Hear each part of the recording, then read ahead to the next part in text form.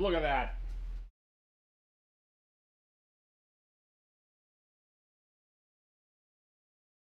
Jordan?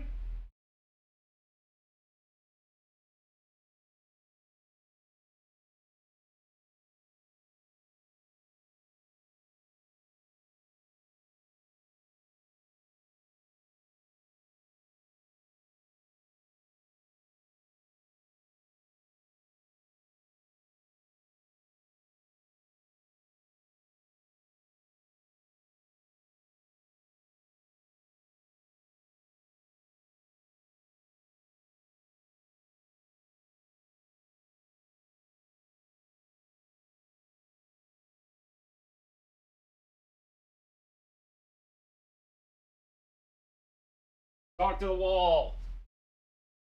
Talk to the wall. Hello? Hello? We got it working, so we're back. We may not get anybody back here, but I want to paint, so I'm going to paint regardless if anybody shows back up or not. I want to live.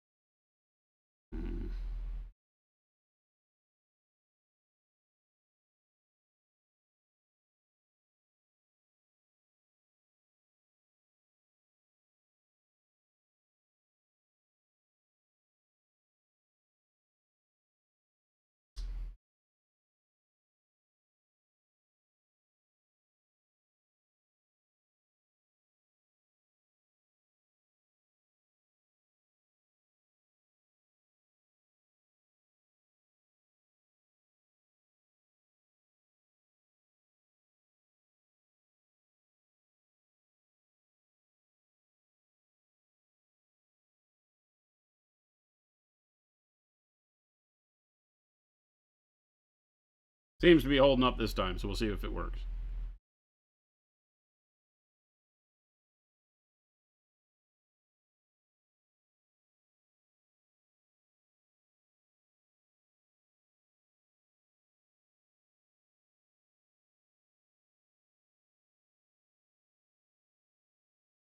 Yeah.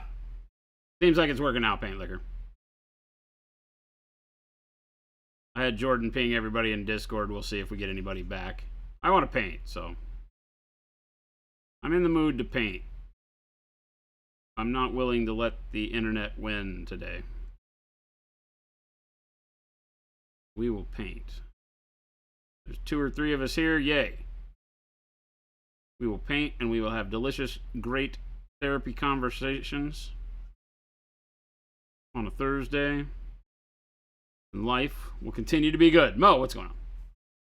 No, I don't. We don't have anything. I think Jen called them and they said no problems in your area, and then somehow miraculously the problem went away.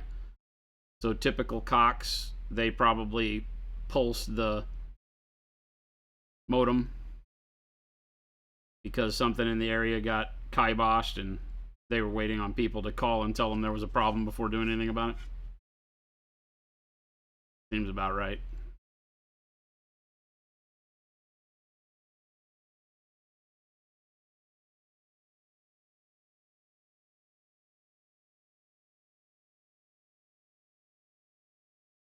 We will stream as long as it holds up. It seems to be sitting pretty now. It's rock solid. But when I went and tested it, it was download fine, upload off.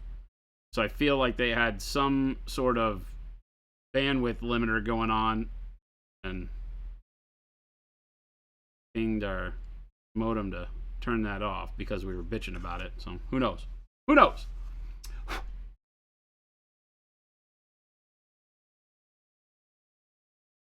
Mike, yeah, exactly right. Cool, Pack, what's going on, man? Yeah, we'll see if we get Baby J back in here. He had already started working on something else, so I think he should be here in a second. I was like, forget it. Go back to what you were doing.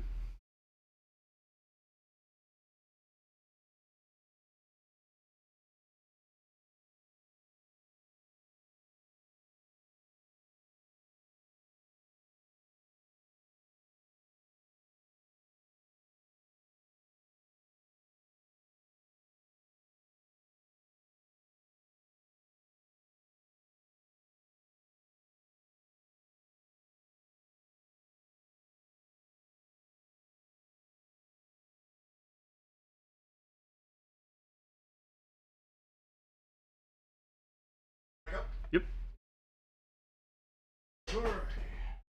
Your whole day was ruined. Now it's okay. Mo, see what we do for you? I was like, I'm not letting them down. Hello. I did, however, invite that guy back, Mo, so I apologize ahead of time.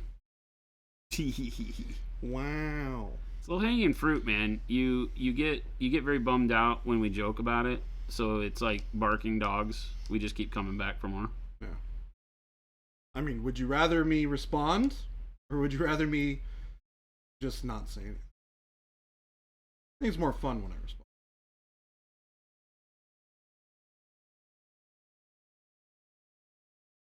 All right. You have spoken. Thus shall it be. Thus shall it be. It's very dramatic. Have you met me? You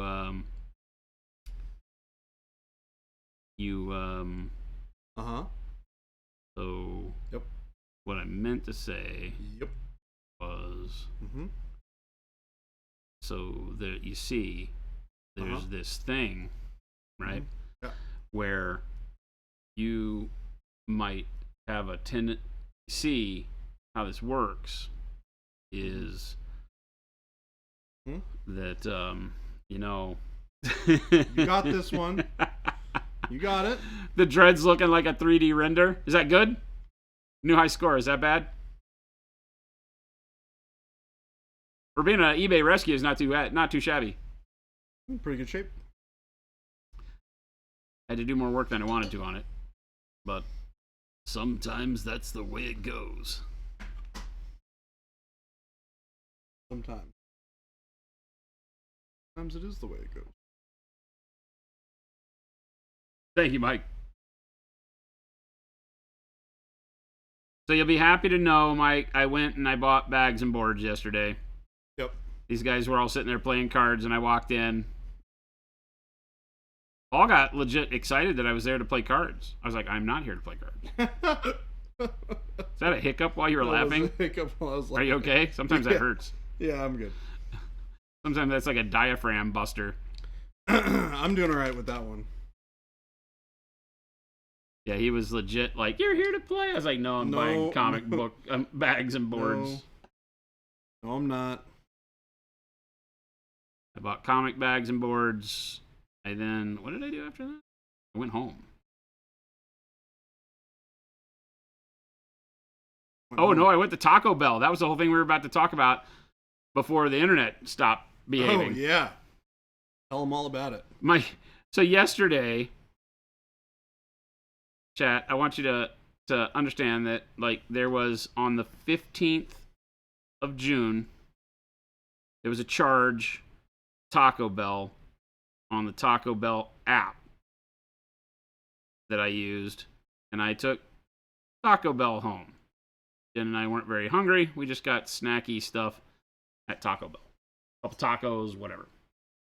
It's like $10 to $12. It was $17 on the app. Yeah. Right? We got $17 Taco Bell. And a night of horrible finger food at Casa de Jen and Jason. So $17 and like 65 cents. And Jen yesterday was working from home because of our internet getting installed. Boy, more internet. Our internet getting installed at the house. And so, I was going through, and before I left the office, she messaged me in our company messaging system, and she's like, hey, we have a $2,000 charge at Taco Bell. You know what that's about? That's a 2, followed by a bunch of more zeros than should ever be utilized in a Taco Bell. Yeah. Okay. At least 1. Mo's like, what? Okay, yeah, so legit $2,000 charge on the credit card at Taco Bell. And it's the same card, I think, that's tied to the app. I don't know. I don't remember what's on the app. So I immediately was like, oh, no, that's wrong. You know? We did not spend $2,000. Nobody spends $2,000. Is that even possible? Like, I don't even, you could feed the world for $2,000 at Taco Bell, I think, right? Yeah. I was like, no. And then she goes, well, do you have a receipt from the purchase? I go, it was on the app. And then I remember back, I go, oh, but it took them so long to get the food ready when I was in the drive-thru picking up the food off the app order that I ordered a drink. And I just handed them the card, right? Which I would normally give them the debit card. I don't know if that, it probably would have made a big difference because they wouldn't allow them to charge $2,000 on the debit card. But I handed them the credit card for a $2 drink, right? So I got a drink, like a medium drink at Taco Bell while I was waiting for the food. Got a $2,000. They cost $2,000. And so Jen's like, and I go, oh yeah, but I did give him the credit card to buy a drink, and the drink probably would have been about $2. And she's like, well, they entered some more zeros. And I was like, oh my God. Yeah, like, $1,998 too many. So Jen immediately, of course, gets on the phone with a credit card company and Taco Bell. Taco Bell corporate at the 800 number says they can't do anything. They're not responsible for the bad actions of their franchisees. I'm sorry, what? Yeah, that's what they said. Taco Bell said they can't be responsible for the bad actions of their people. So, sorry, nothing we can do for you. Because they're a franchise, right? So Jen gets flustered. She's on the phone with Chase Bank, with the credit card, and they got mad at her. They were like talking down to her because they go, this isn't fraud. And she's like, what the hell you mean it's not fraud? I did not make this purchase. Like, we bought $2, they charged $2,000. Sounds fraudulent to me. Yeah. Right? And I don't know how her conversation with it. I just know she was frustrated. So I call the actual location, the Taco Bell right down the street. I call them and I say, hey, can I speak to a manager? Oh, yes, please. Hang on just a second. They set the phone down and I'm hearing the background music and lots of kitchen noises. And the background music and lots of kitchen noises. 5 minutes later, the background music and lots of kitchen noises. This I didn't hear about. They forgot I was on the phone. So I hung up the phone. I was sitting there screaming into my cell phone, hello, listen to me. I was like pressing numbers and holding them down, thinking maybe they'd hear it. Brr, brr. I finally just hung up. Told Jen I tried to call the location, but they just, didn't talk to me. She called the location and actually got to talk to the manager. And the manager, as soon as, we'd gone through all this thing thinking, we just lost $2,000 at Taco Bell. Nobody's willing to help us. Do we have to call an attorney next? What's going on here? Yeah, do we have to sue the Taco Bell? Yeah, we have to do we have to send attorneys letters? We pay $2,000 to the attorney to have letters sent out, right? So she calls the Taco Bell, and as soon as she gets the manager goes, "Oh my God, great!" Because they realized it that night when they were closing out the store that something was amiss, and charges didn't add up, and but they didn't know how to get in touch with us.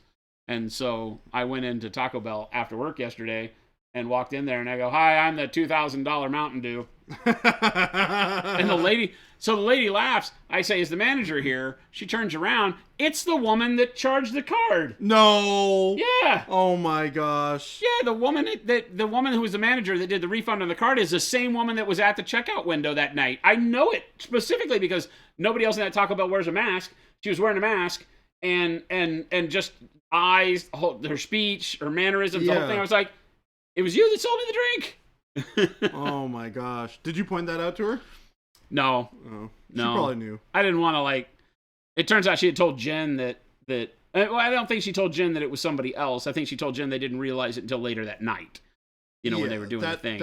I think their manager, the main store owner manager person, called up and said, did we really sell $2,000 worth of food on an order? Because that's not going to happen at Taco Bell, right? No. Especially not, just not at Taco Bell.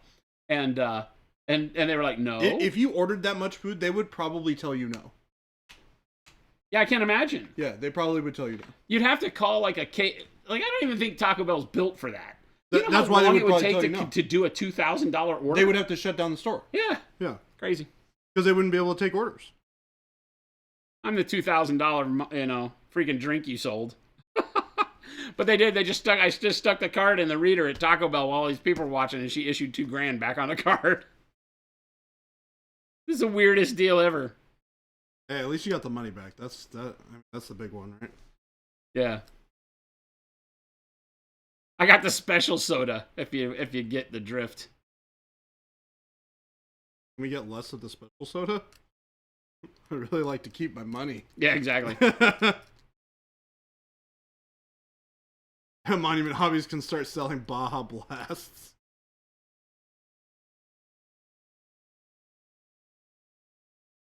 Walking Harder, yeah, they were really nice about it. The store was like, no, we need to get you your money back. We just don't know who you are. We were like, we didn't know how to contact you. There's no way to get a phone number because of privacy laws. They can't get information about you. Could they not call the bank and say, hey? No. Huh. They could have issued a refund to that card manually, I think. Yeah. Although they needed the card there to do it, which is why I had to go. So maybe not. Yeah. You know? That makes sense. For a refund that big, just maybe due to district manager rules or something like that. They were like, no, we have to have the card in hand to be able to allow you to do that. Yeah. So I understood. They were really cool about it. Yeah. She laughed and I laughed. We all laughed. Shot the toaster. And so it all turns out good in the end. But for a minute there, it was a little dicey. Yeah, it sounds a little dicey. Pretty dicey to me. I thought it was a good day. I didn't have to use my AK, but I was about to have to go ham.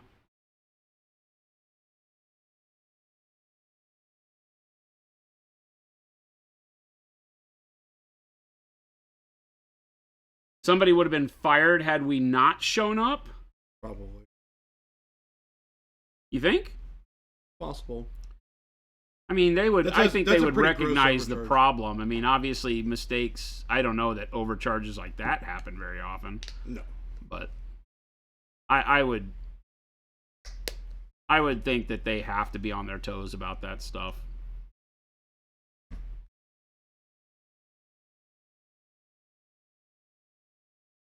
I was just surprised that it was like a manual entry thing. I thought it would have been automated. Like how in the world when they enter in a soda on the register, it should just show up as a soda. Shouldn't it just show up as a soda with a charge attached to it? I wouldn't think that at Taco Bell they have to like type in numbers of how much to charge you. That seems like a losing proposition. Yeah. At Taco Bell. Well, it lets things like this happen. Well, yeah. Right? I mean, it didn't seem right to me that was the case anyway.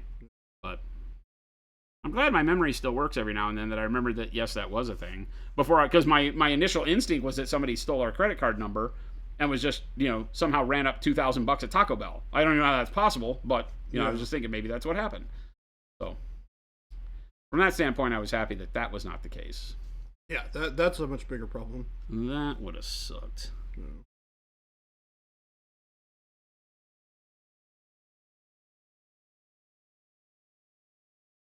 George being under $100. Well, now that's a totally different deal if it's cash, right?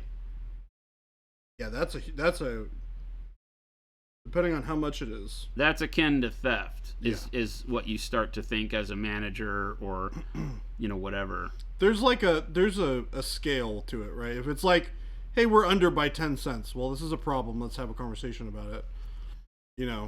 But if we're under by, $100, it's like, oh, somebody's getting fired.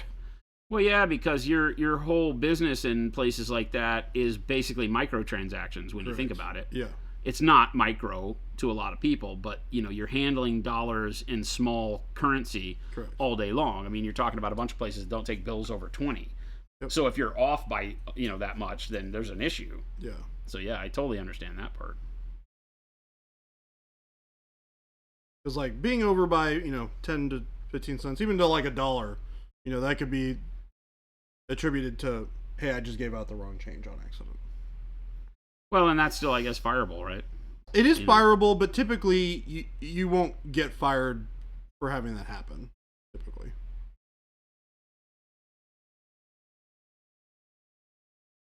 there's like for me and for the companies I worked for before, there's a margin of error. It's like, this is not supposed to happen. Do not let this happen again.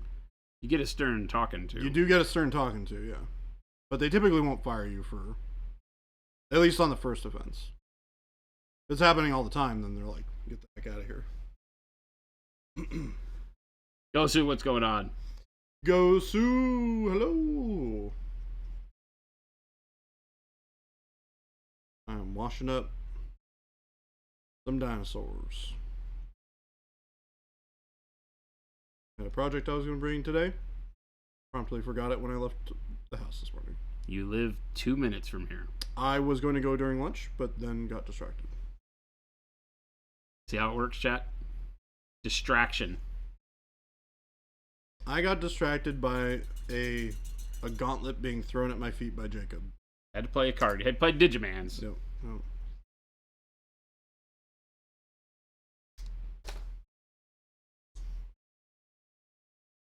Nice, go Sue. Eric, $1 is a talking to, 5 is written up. That's how you did it at Potbelly when you were a manager. Yeah, that sounds right. And did you get written up 2 times, thirds firing? Or second times firing? It depends on the place.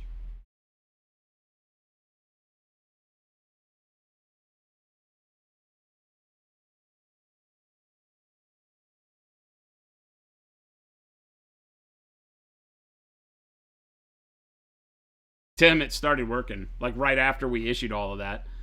We did all the speed test stuff and our upload speed was nil, like Zippo. And then as soon as Jen went to talk to him and look at it, it went right back to normal magically. I feel like Cox pinged the modem and got it working and then said, no problems. You know what I think might have happened? They gaslight you. Although I don't know how to not have this happen in the future. If I were to take something off of a hard drive and put it onto my desktop, does that automatically upload it to the cloud? No. Because I did that right before stream, and then I got a weird cloud notification saying that I was out of space. Out of space on what cloud? On just like OneDrive cloud. But I didn't upload anything to OneDrive. I just put it on my desktop.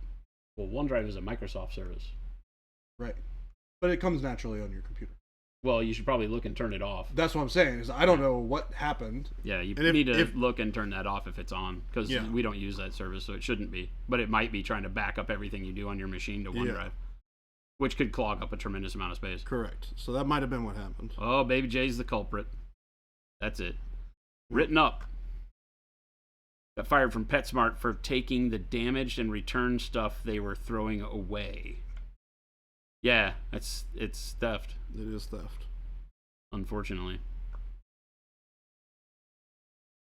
Was it a video that was illegally down? It was a video he made.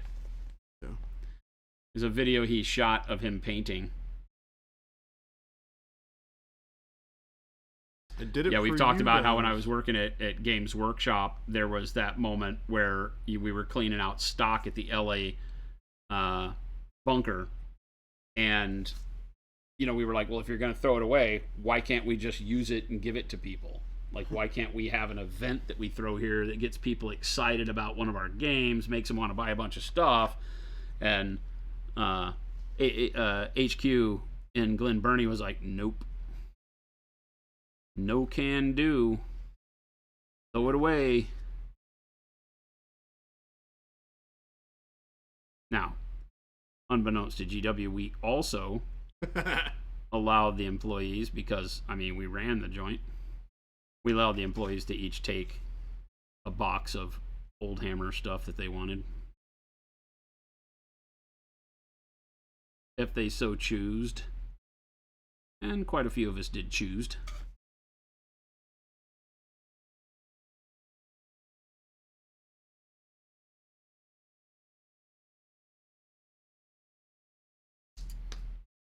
Looking at this guy right now, I wish I would have done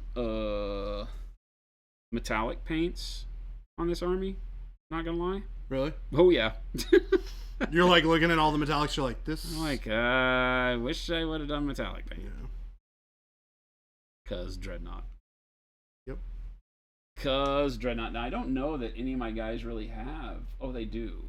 All of my steel is done with the dark blue white blue stuff, right? Yeah, or blue black. Blue black white blue looks to be the thing for steel. So I guess that's what we're doing, folks. Yum. Delightful. I guess that's what we're doing for all of the stuffs. I mean, it's Well, going to okay, look good then. when you're done. Well, okay then. I'm really happy about this. I mean, I really am happy about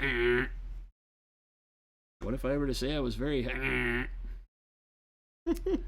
Since you goobers are painting red, how do I paint a rose on a royal purple background? Like this.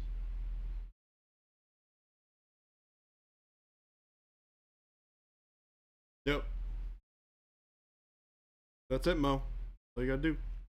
You can clip that. Yep. He's like, yeah, it didn't come out so well.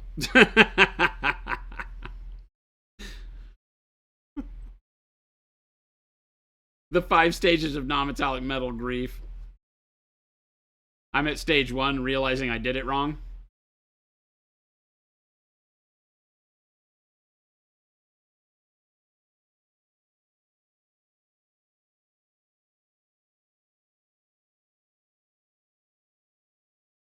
Punisher, exactly. Yeah, exactly.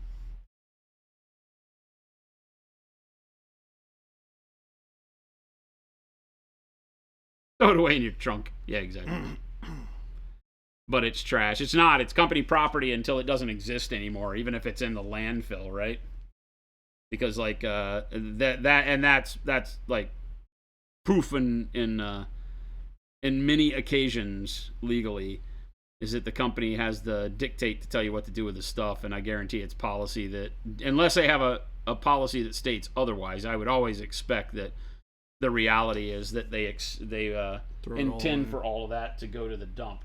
Yep. Because they're worried about things like showing up on eBay as blemished product that can make the name of the company look bad depending on what you're doing, where you're working, right? I know it's like PetSmart, but corporate. And like somebody said, you know, it winds up that if that were a policy, then you would have a lot of people damaging out things they needed for themselves that weren't damaged, and that's shrinkage, that's theft. So it's just easier to avoid it altogether.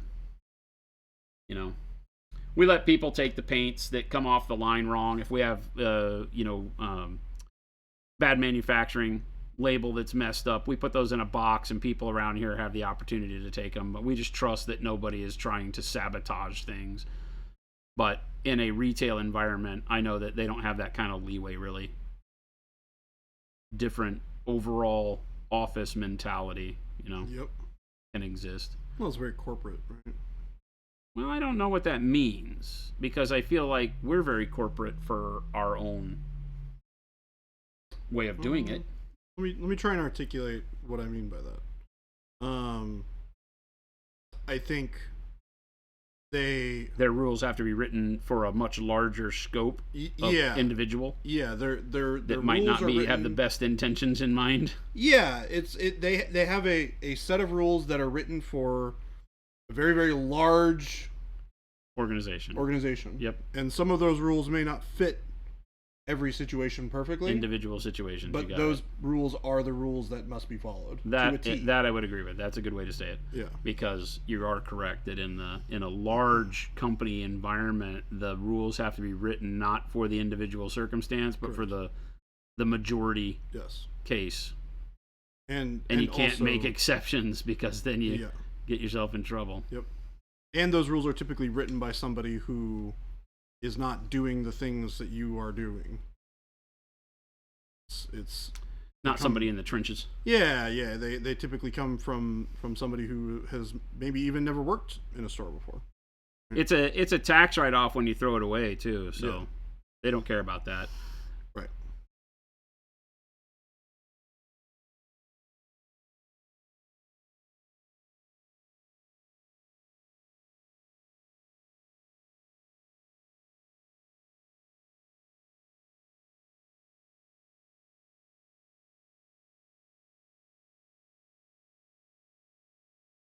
And that may be a good point too, because you do get the benefit of it as a write-off. it would be illegal for you to then be caught selling it and profiteering off of it when you already had the benefit of destroying it. Yep. Right? Because you can maintain inventory turnover as a write-off for things like aging. Yep. So yeah, I hadn't even thought about that. Like, I bet you grocery stores get a lot of benefit out of it. I am thankful that we are only a pseudo retailer, right? We're a manufacturer first. We just happen to sell our product to the public too. And so we don't deal with that in the same way.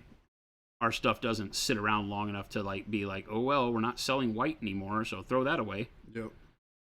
Although, that's wrong. We did do that with the small bottles. We threw out tens and thousands of dollars worth of paint when the small bottles were no longer. We switched over to the big bottle back in 2019. Rare thing to have happen. Like, how many times, or how often is reasonable to have, like? Well, the bottle was supposed to be the size it is now from release, but they who shall not be named screwed that up.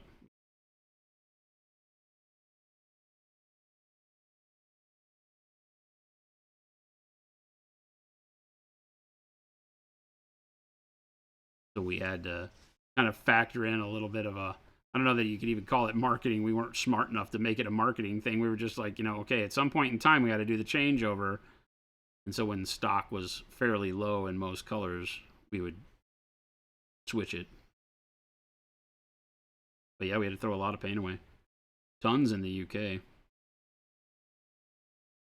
Because we did it, unfortunately, very quick after setting up our initial UK distribution, which we were handling just by contracting out to a local place there. Would it have just cost too much in manpower to unbottle everything? And you'd lose so much material and so much QC that would have had to have been done that, you'd spend more just doesn't make sense than you would have just in raw material to create it again. That is oftentimes the case. Yeah. Which is so funny sometimes. It sucks, right? Because I'm not a person that likes to waste anything. Oh, neither am I. Especially not paint that I know I could personally paint with. Half of me was like, send it back. We'll use it in the shop. But I mean, it would go bad. We'd be using it forever. Yeah, we'd still be using it. I mean, Jen, only because I forced her to go and take paint out of stock, Jen had been using the small bottles up until, whenever the last time she painted in 2022 was. Oh. Well, because our bottles seal, so number one, you don't have to worry about it. Right, yeah. Right? And number two, she's like me. We're like, why would you waste this paint? It's like, well, because when we're on stream, you're not showing the product we actually have. We always fear that people see us using something, and then when they buy it, they're like, it's not like I saw it. Now remember, you can't buy upside-down labeled bottles. Thing we sell. You have a good bit of experience with working in the medical logistics side of things, having to pitch thousands of dollars of meds due to expiration or messed up lot numbers hurts a soul when they are most likely okay to use. Yeah, that's a big deal, right? She had small bottles with upside down labels. It was a big day in history when she gave up and went to the big bottles. Yeah, T. Schmidt, Jen's thing, her shtick has always been she loved the upside down bottles. Unfortunately for Jen, and people that wanted upside down labels, that doesn't happen anymore because it would be a very rare instance because we do all the labeling in-house now. That was only a thing that happened when other people did the labeling and other people are horrible at their jobs. Oh, really? I didn't realize that we had other people label them. Yeah, we used to get the bottles with the labels on them when we were just starting out because we couldn't afford the machinery to do the labeling as well. We were doing all the filling and all the capping, but having the bottles already labels, and it was manageable when we had what was it at the time? It was 29 and 16, so it was 45 bottles. We had 45 colors. Yeah. So that was when it was 45 colors. Expansion 1 had the metallics in it. The base set was out and had the metallics in it. There were 5 metallics in the base set, 4 metallics in Expansion 1. So basically, what today is the base set, Expansion 1, and the metallic set was all we were doing. I think it's 45 colors. 24, 36, and 9, 45. Yeah. So we had 45 colors, and with 45 colors, we could have bottles individual for the paints. It just, in our heads, was like, oh, that's great. We just go grab, a bucket of bottles that dark are ready blue, to go. Yeah. and we grab the bottles, and now all we got to do is put paint in them, agitator, paint, cap, sell, right? Yeah. It turns out that that's really bad because titanium white, coal black, and bolt pyro red and jade exist. And we could never order enough of the bottles with those labels on them, but we always had the other 41 colors that had bottles in stock, and we were like, well, this sucks. We can't use the bottles we have, and we're out of white. Yep. So we learned very quickly that we had to do it, and it wasn't too long before we could afford the labeling machine and all that. But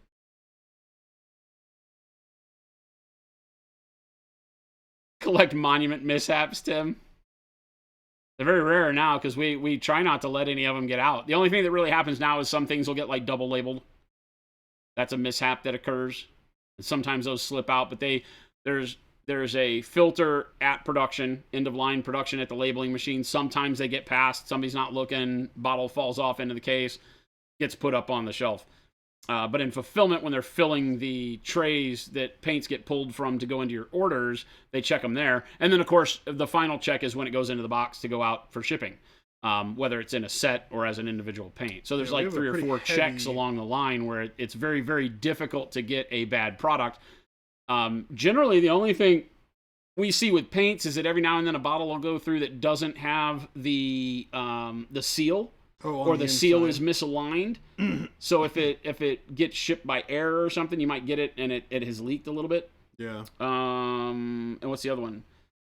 Fatigue caps we see a lot with people that don't know how our caps work, and so they'll take this off like this and realize that that's probably not how it works, and then they'll realize how it is, and then they'll hand tighten this down real tight, and they can break this part. I don't know how they do it. I can't do it. I don't know how I can't do it. But every now and then, like 1 in a million bottles, we get like a little fatigue crack down there. But something we don't catch at the office all the time. Yeah, that's really odd. You can take your labels and flip them. Yeah. You can take all the labels. Don't do that. The paper labels do not like coming off the bottles. Never mind. Don't do that. There was a brief period of time where the labels had an issue with the adhesive, and you could take the label off the bottle. We fixed that. I've seen one of those bottles. We fixed that. So, but yeah, like Gosu says, it always sucks, right? Because you know the stuff's good. You hate that you have to throw it away. You know, you're like, why do I have to throw this away? This is perfectly usable stuff. It's like, yeah, but I hate throwing. It just sucks. It for hurts me. my I have soul. never been one. You know, I didn't come from a household where you could afford to throw things away. So, I mean, look at my comics, right? Yep. I treated them like gold, in my opinion. I know everybody in chat's laughing because all of them had no covers or no bags and no boards. Well, but for that time, right? Yeah, but I mean, it was like that was near and dear to me. It's all I had, you know.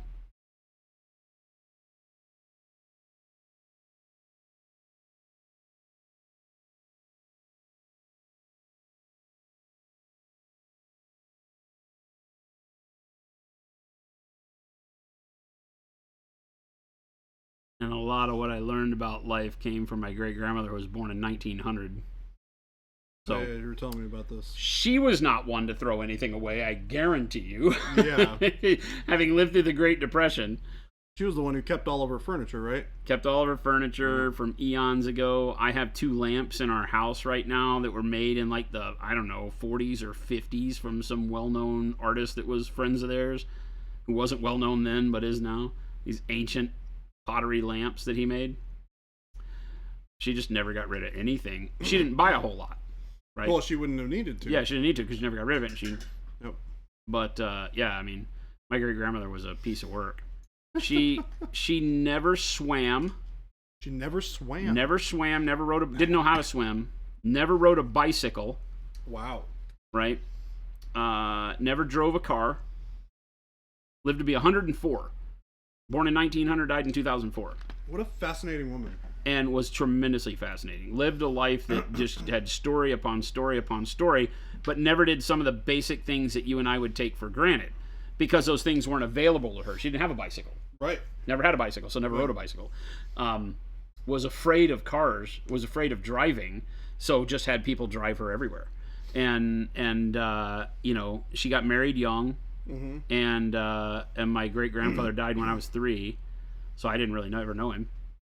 And after that, she had to have people come get her. My grandmother had to drive her around.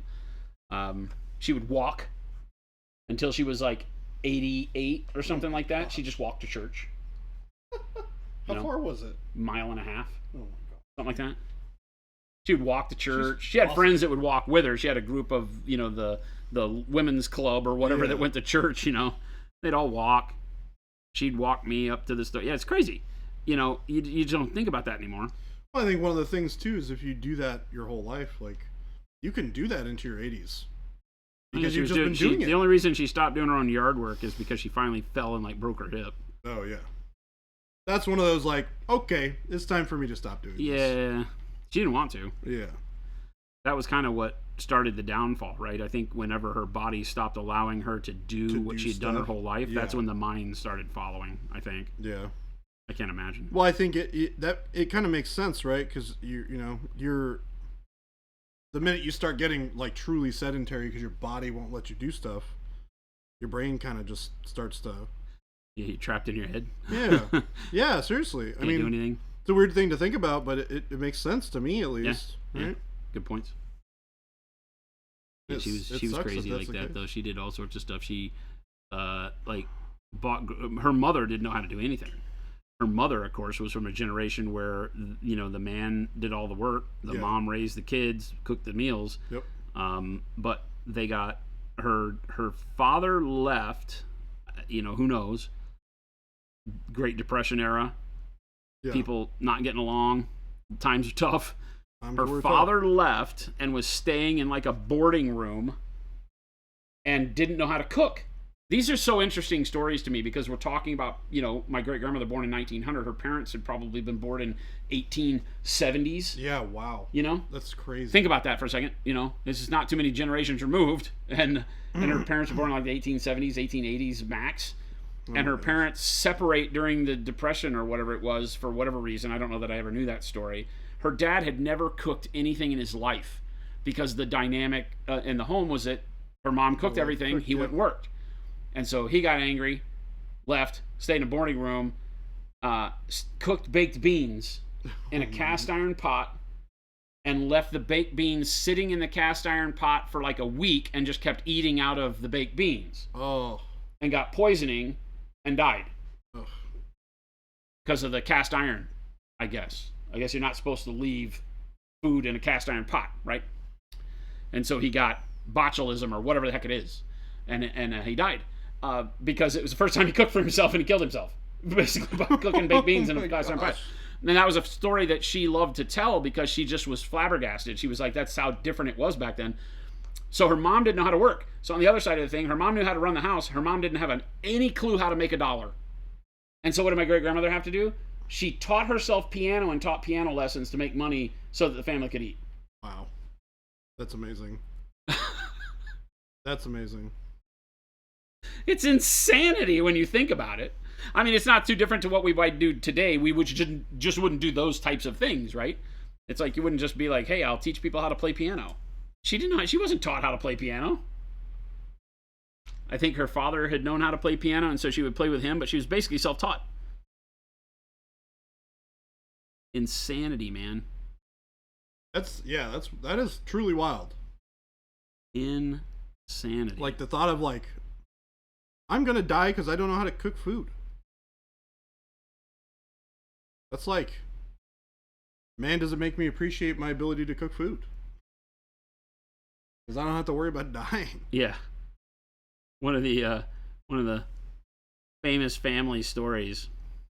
My great grandfather was an architect, and he was an okay architect, is the way everybody described it. He's an okay architect. No, my great grandmother never said anything like out like. My great grandmother is so funny, was so funny. She would always say that Merle wasn't my great grandfather's name was Merle, and we all called him Dad Merle, or the family called him Dad Merle. I only knew him for 3 years, but Merle, she said Merle wasn't a handsome man, but he took good care of me. That's what my grandmother would say. Wow, that's oh hilarious. My god, she was like a flapper, in like speakeasies and stuff. For her time, she was crazy.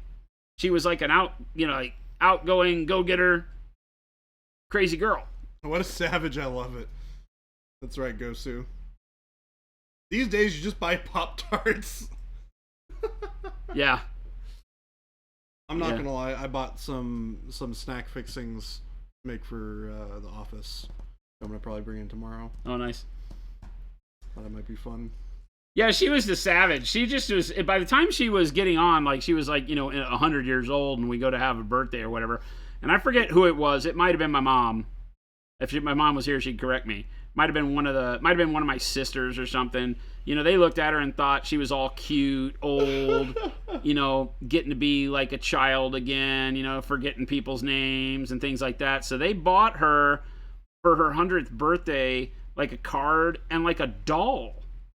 Like a doll What? that a young girl would play with. And good meaning. I think they were well meaning. I think they bought it for her thinking that she would, it would take her back to her childhood and those were the memories she wanted to have and this and that. And my great grandmother looked at them like they'd shot her when they gave her that thing. She's How dare she's you. like, what is this for? She looked at him and she goes, I'm 100 years old. I'm not 5. I'll have to bring a picture of my great grandmother for you guys because my by the God. time she was 100, she was like this big. She was tiny. It's funny how that happens. She was tiny. She had the kind of osteoporosis kind of hump going on the back and all Yeah. that. But she literally, as a kid, when you grow up with a woman, she's always bigger than you. So Yeah. your great grandmother was big. But when you're big, I'm over 6 feet tall, and Yeah. she's like 2 feet tall.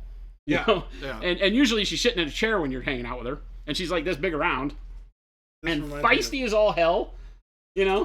She, as she got on, and I love these talks. I hope you guys aren't too bored with this. My grandmother, when she was like in her 80s and 90s and stuff, her whole routine is that they would eat a light dinner, and then they would go to sleep in front of the TV. Mm-hmm. Right? She and my grandmother lived together, like the odd couple, and they would have the TV on, and they had an old, 27-inch tube TV. Never had a modern TV. Yeah. Had a tube TV, and they'd have it tuned to their clunk clunk favorite channel. They watch like the Tonight Show or whatever it was, and they'd fall asleep. And they'd fall asleep until in the old days they'd fall asleep until the midnight thing where the Star Spangled Banner would play and the jets would fly over and then it went to static. That would be their wake up time and they go to bed. Yeah. Well, when they stopped doing that because it was 24-hour TV, they'd go until the infomercials turned on at like 2 o'clock or whatever. my And- gosh. but you'd walk in there, it was so funny because I lived there for a while when I was out of high school or out of college.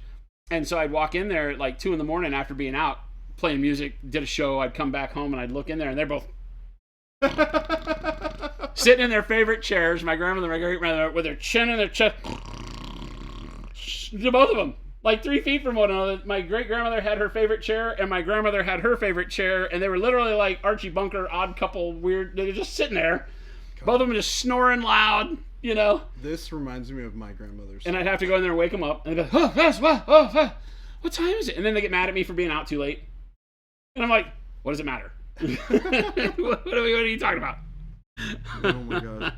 My grandmother is also a very, very tiny woman. Gosu, I bet they're all very much the same, right? Very much the same. It's hilarious. They were so funny and lovable, though. And they were both just rowdy as hell. Just rowdy as hell. Like cantankerous bastages. My great-grandmother, what I remember, like, when she would take me as a young kid, she'd put me in, like, a stroller, right? And we'd go around the park. Or we'd walk around the park as I got older. Pecan trees everywhere in Texas. And so she would reach down and pick up 2 pecans and crush them together, and we'd eat the meat out of the pecan, the nut. And she would just do pecans forever. She had these hands that could just work a pecan. Crush pecan. When she got on an age and her arthritis was really bad, she had to get a pecan cracker. It's just 2 pieces of metal with a spring and the teeth in the middle. She'd get that, but she'd just work that thing, and we'd sit in the little dining area looking out the window at the birds. She had a hummingbird feeder, and we just sit there and crack pecans all the time. But seriously, she'd just sit there and But she got to a point where she wouldn't eat real dinner. Her dinner was ice cream. She's like, I don't want that. I'm having ice cream for dinner. And she would just eat ice cream for dinner. She'd just eat ice cream for dinner. She's like, you can't tell me what to do. I'm 100 years old.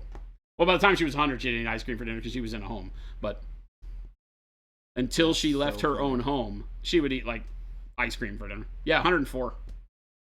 104 years old. That's crazy.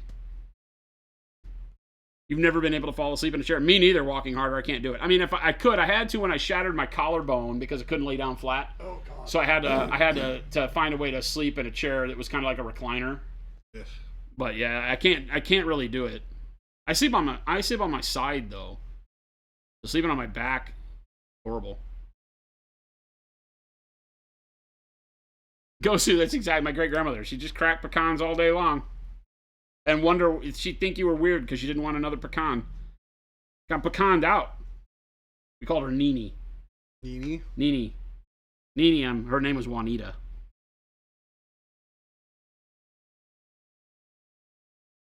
Juanita and her brother Jose.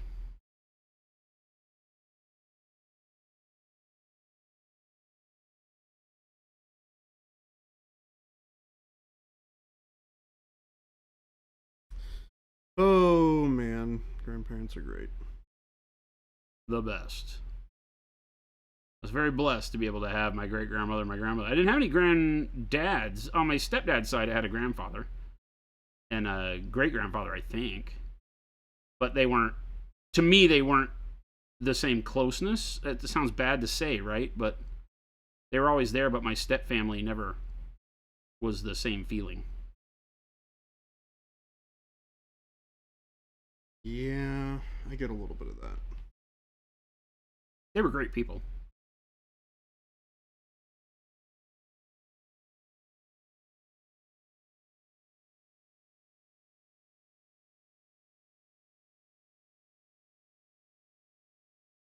Remembered I needed to paint these guns black. Do a little bit of highlights on them. Got to do it.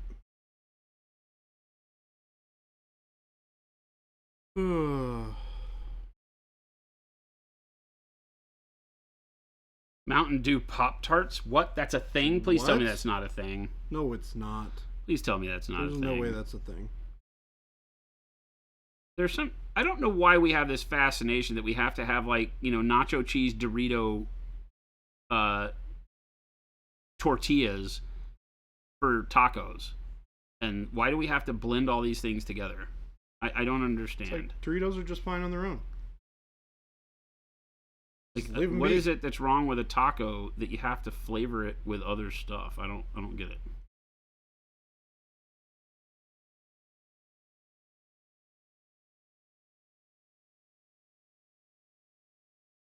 But I would be lying if I said that during that $2,000 Taco Bell debacle that I didn't try the nacho fries. They were not too bad. They weren't bad. Yeah. It was interesting. Yeah. They're very, very salty. Oh, yeah.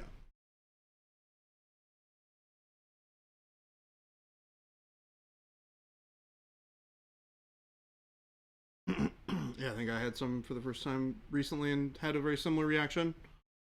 Kind of like, oh, all right.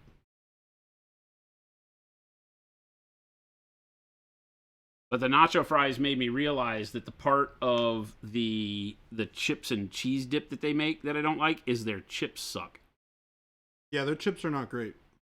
Their cheese sauce is fine. Yeah, I was going to say, I always thought it was cheese sauce. But when I got the nacho fries and they use the same cheese sauce, and I was like, oh, it's not the sauce. Nope.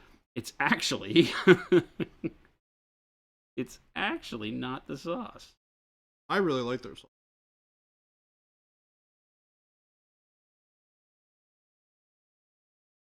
I miss that they don't really do real nachos anymore.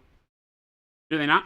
Not really. Like they a do plate of nachos? the nachos Bel Grande, but they don't do. They used to do like these like double XL nacho platters, which you would inevitably have to share with somebody because it's way too much food. But they would just like load up the nachos with like steak, and they would put like cream and guac and stuff like that, and it was like a reasonable amount of stuff to go on the nachos. Yeah. And then you're like, oh, what the heck? This doesn't exist anymore. Now I have to just buy these crappy nachos Bel Grande, which are just bad. Oh, yeah, I don't know.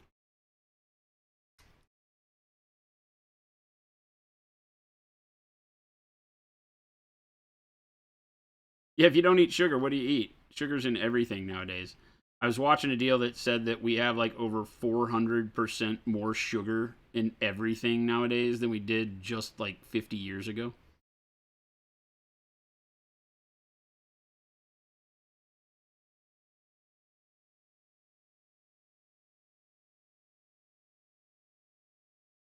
Not surprising, but it is wild.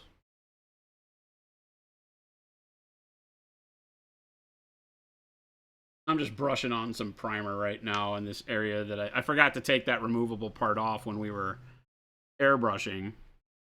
And while none of this is really visible and doesn't matter a whole lot, I just want to make sure that got color down here. I don't have to fix it later. When we glue the front on, it doesn't line up the way we like it or something. A little bit of a case of the just in case. Yeah, just, you know. You know. You know. But I'm glad I didn't glue it down because it does need to be off of here to be able to get to all these tubes and crap back.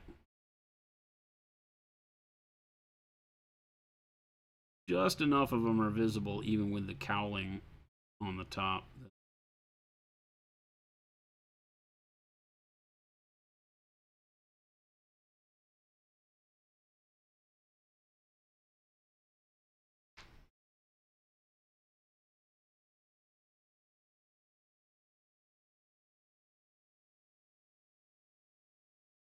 Doritos, taco flavored Doritos.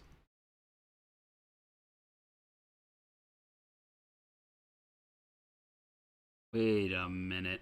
They always come up with the Is weirdest this Tacoception?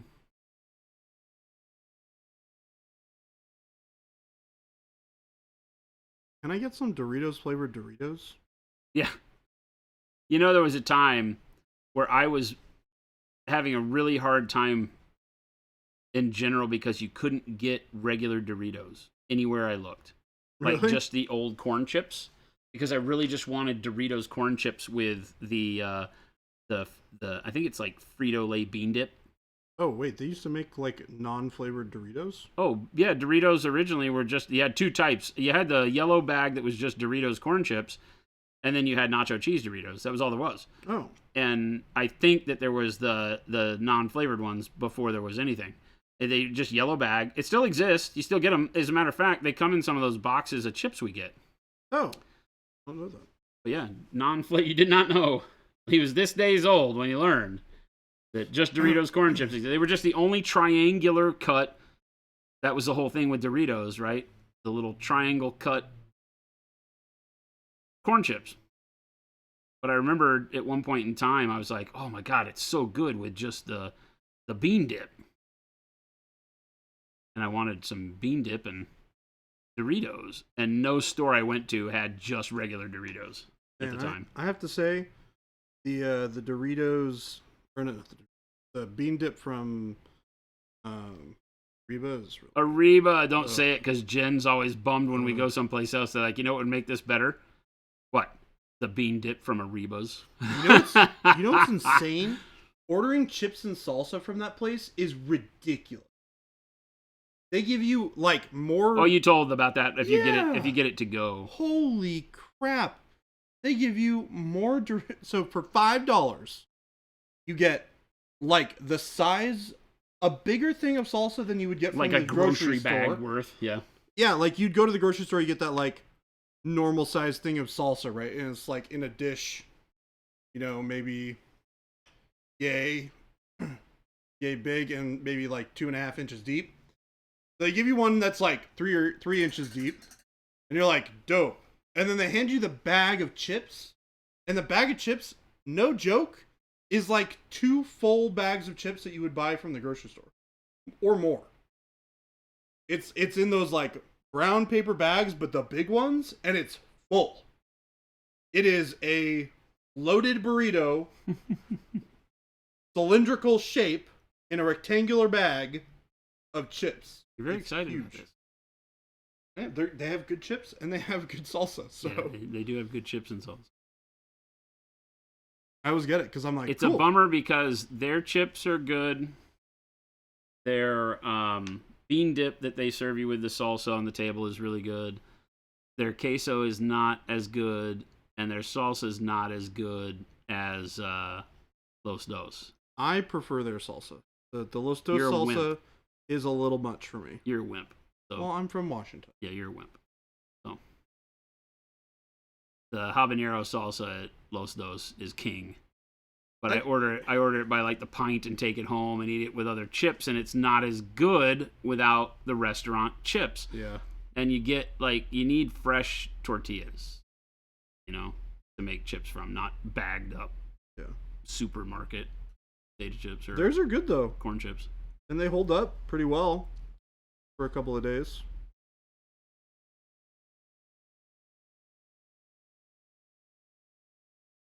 All right, I think that's enough.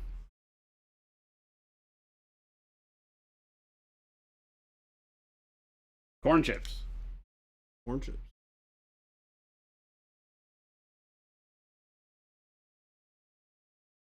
Are there floured chips? Floured chips? Well, there's places that you can go where it's like pita bread almost, right? You get like the flour tortilla chips, and they serve it with like, every now and then you'll get it if you get like the queso fundido, the stuff that's like more like, less like Cheese Whiz, more like real melted cheese. Yeah, yeah, like the fundido from Arriba. Yeah, Arriba. Yeah. It's like rubber. It's so much better, right? Because it's like, the other stuff is real cheese in air quotes. The fundido that's like, it air cools into like rubber. A rubber ball. Rubber ball. Yeah. That stuff's better.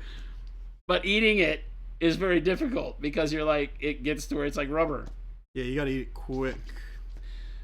Flour tortilla chips are far superior. Paint liquor, you're wrong. It's okay to be wrong, but you're wrong.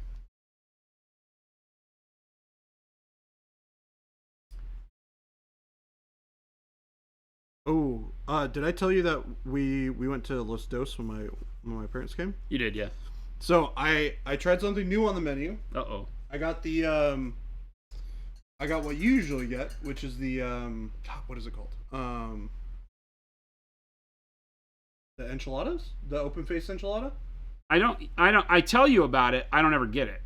I think you got it the last 2 times we've been there. No. Could have sworn. No. Because you get it with the blue corn tortilla. Yeah. Yeah. I haven't done that with you. Are you sure you didn't do it the first time when we were here for the first time? Maybe the first time. That night. Maybe, but I don't think so. I generally do taco salad there. Or the bean and cheese burrito is what I had the last time.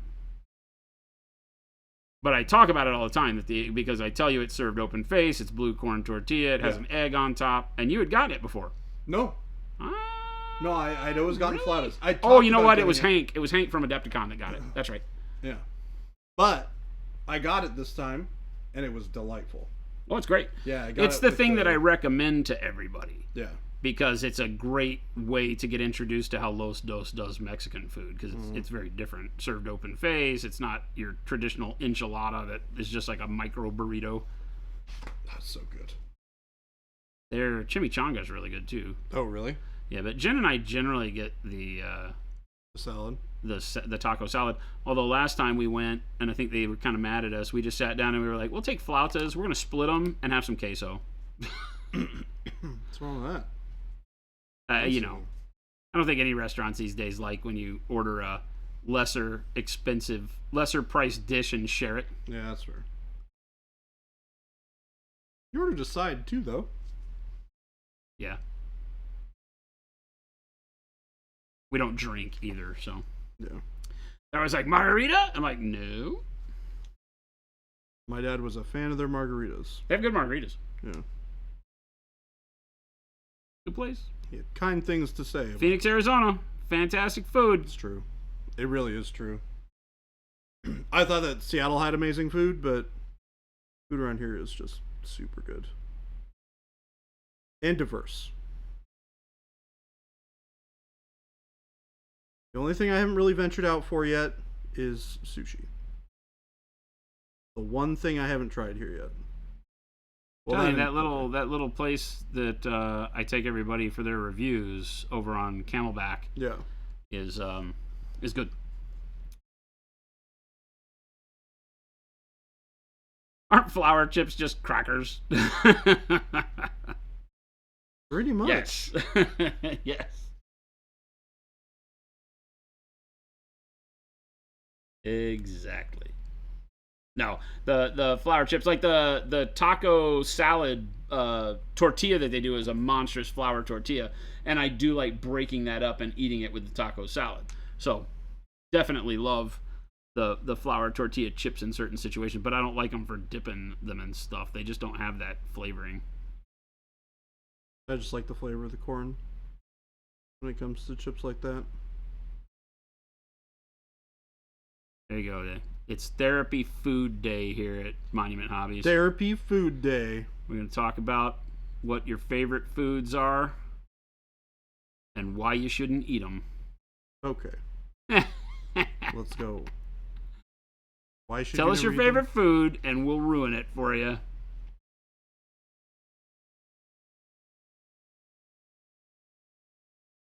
Hot wings, paint liquor. Is that really your favorite thing to do? Like hot wings? Wings actually sound really good.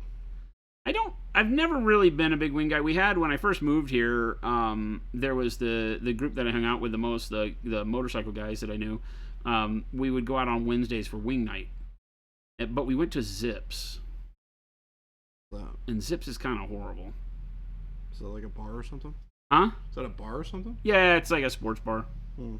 But it's like there's multiple locations. It's not like a little hole in the wall sports bar. It's a place that you just kind of mediocre bar food. You know what's funny though? Some of the best wings I've ever had are from bars. Oh no, I'm not saying that can't happen. I'm just saying Zips is not the place. Yeah, that's good to know. And I'm just not a fan of their food. Yeah. There was a place that I used to go to. Was just like a bar on the side of like a freeway. Back home in Washington, and they had wing nights on Wednesdays, and they had the best wings some of the best wings I've ever had. My buddy Hayden makes probably the best I've ever had, but yeah, I don't know. It's never been something I cared about, and I don't know why. I like chicken. I like wings. Big fan of dark meat. Yeah. Don't understand why I've never really cared about. I love the spicy stuff, but I don't like vinegar sauces.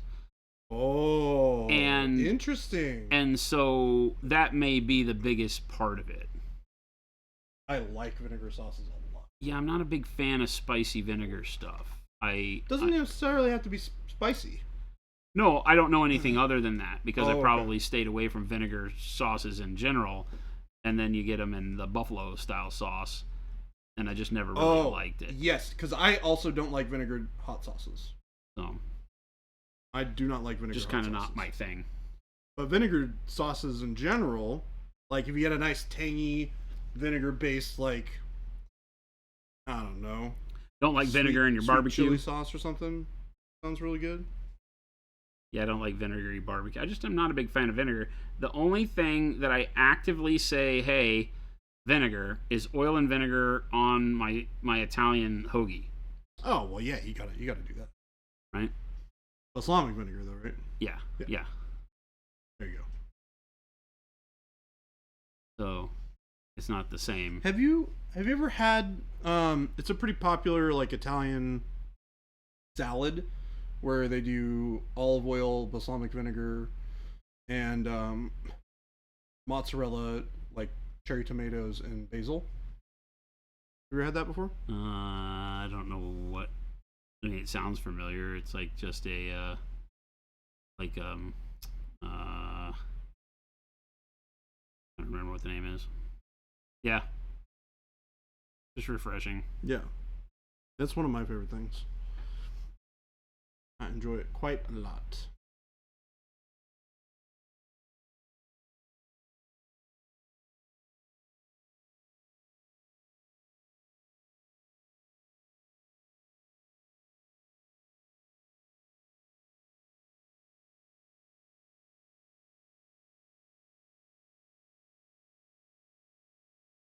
Caprese, that's what it is. Yeah, Caprese. Yeah. That's what you had at Publico? That's right, you did. It was really good.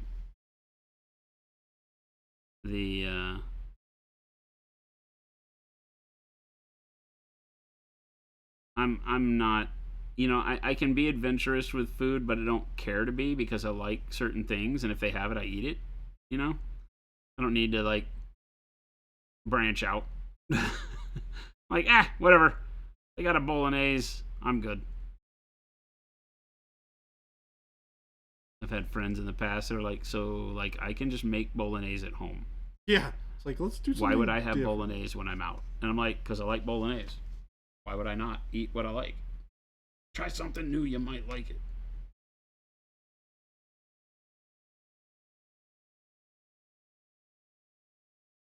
There's like two.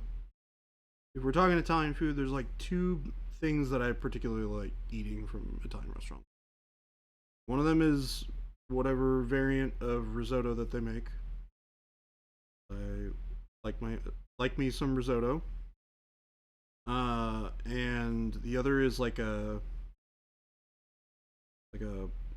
clam, like white wine and clam. Sure, linguine. Yeah, basically. Yep. Linguine the and white clam sauce. Yep. I think that's what I had at Publico when Jen and I went. Publico's a neat restaurant. It was we do okay. So we have restaurant week here, Jordan. Yeah, I think you mentioned restaurant week. Yeah, it just came and went not too long back. Oh, bummer. They do it twice a year.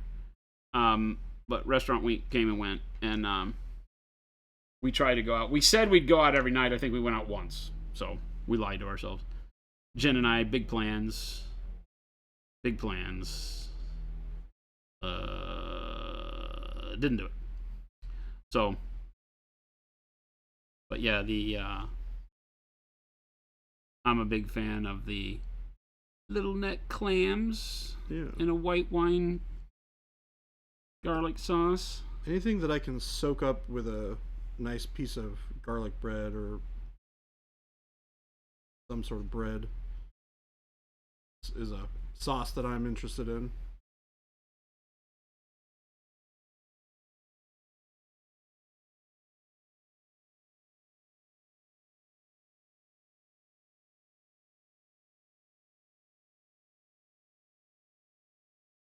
So, Chad, I have a question for you.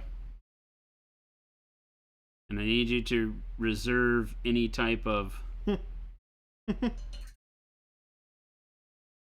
condemnation against me because I'm asking the question. I asked at the office and I got pretty much the same answer from everybody. Am I a horrible person if I laugh at submarine jokes? You laugh at submarine jokes? Yeah. Have you been paying attention to the news lately? No. Okay. So that'll be lost on you. Yeah. We'll see what chat says. Yes. We'll see what chat says. Jen says, I know what's happening.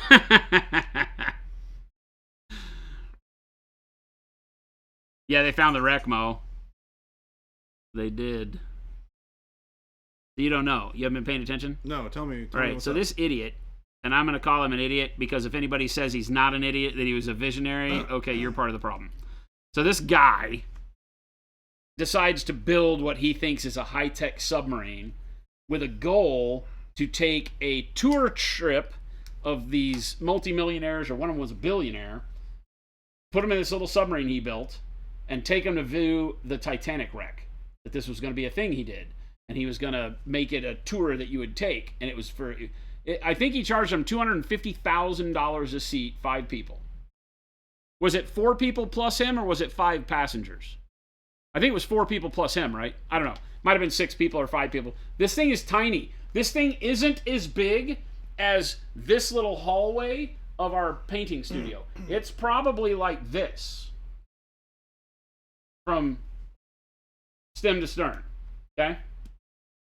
So he makes this deal. 4 plus him. Yeah, $250,000. $1 million these 4 people paid. One of them was a billionaire and his son, one of his sons. I don't know who the other 2 were.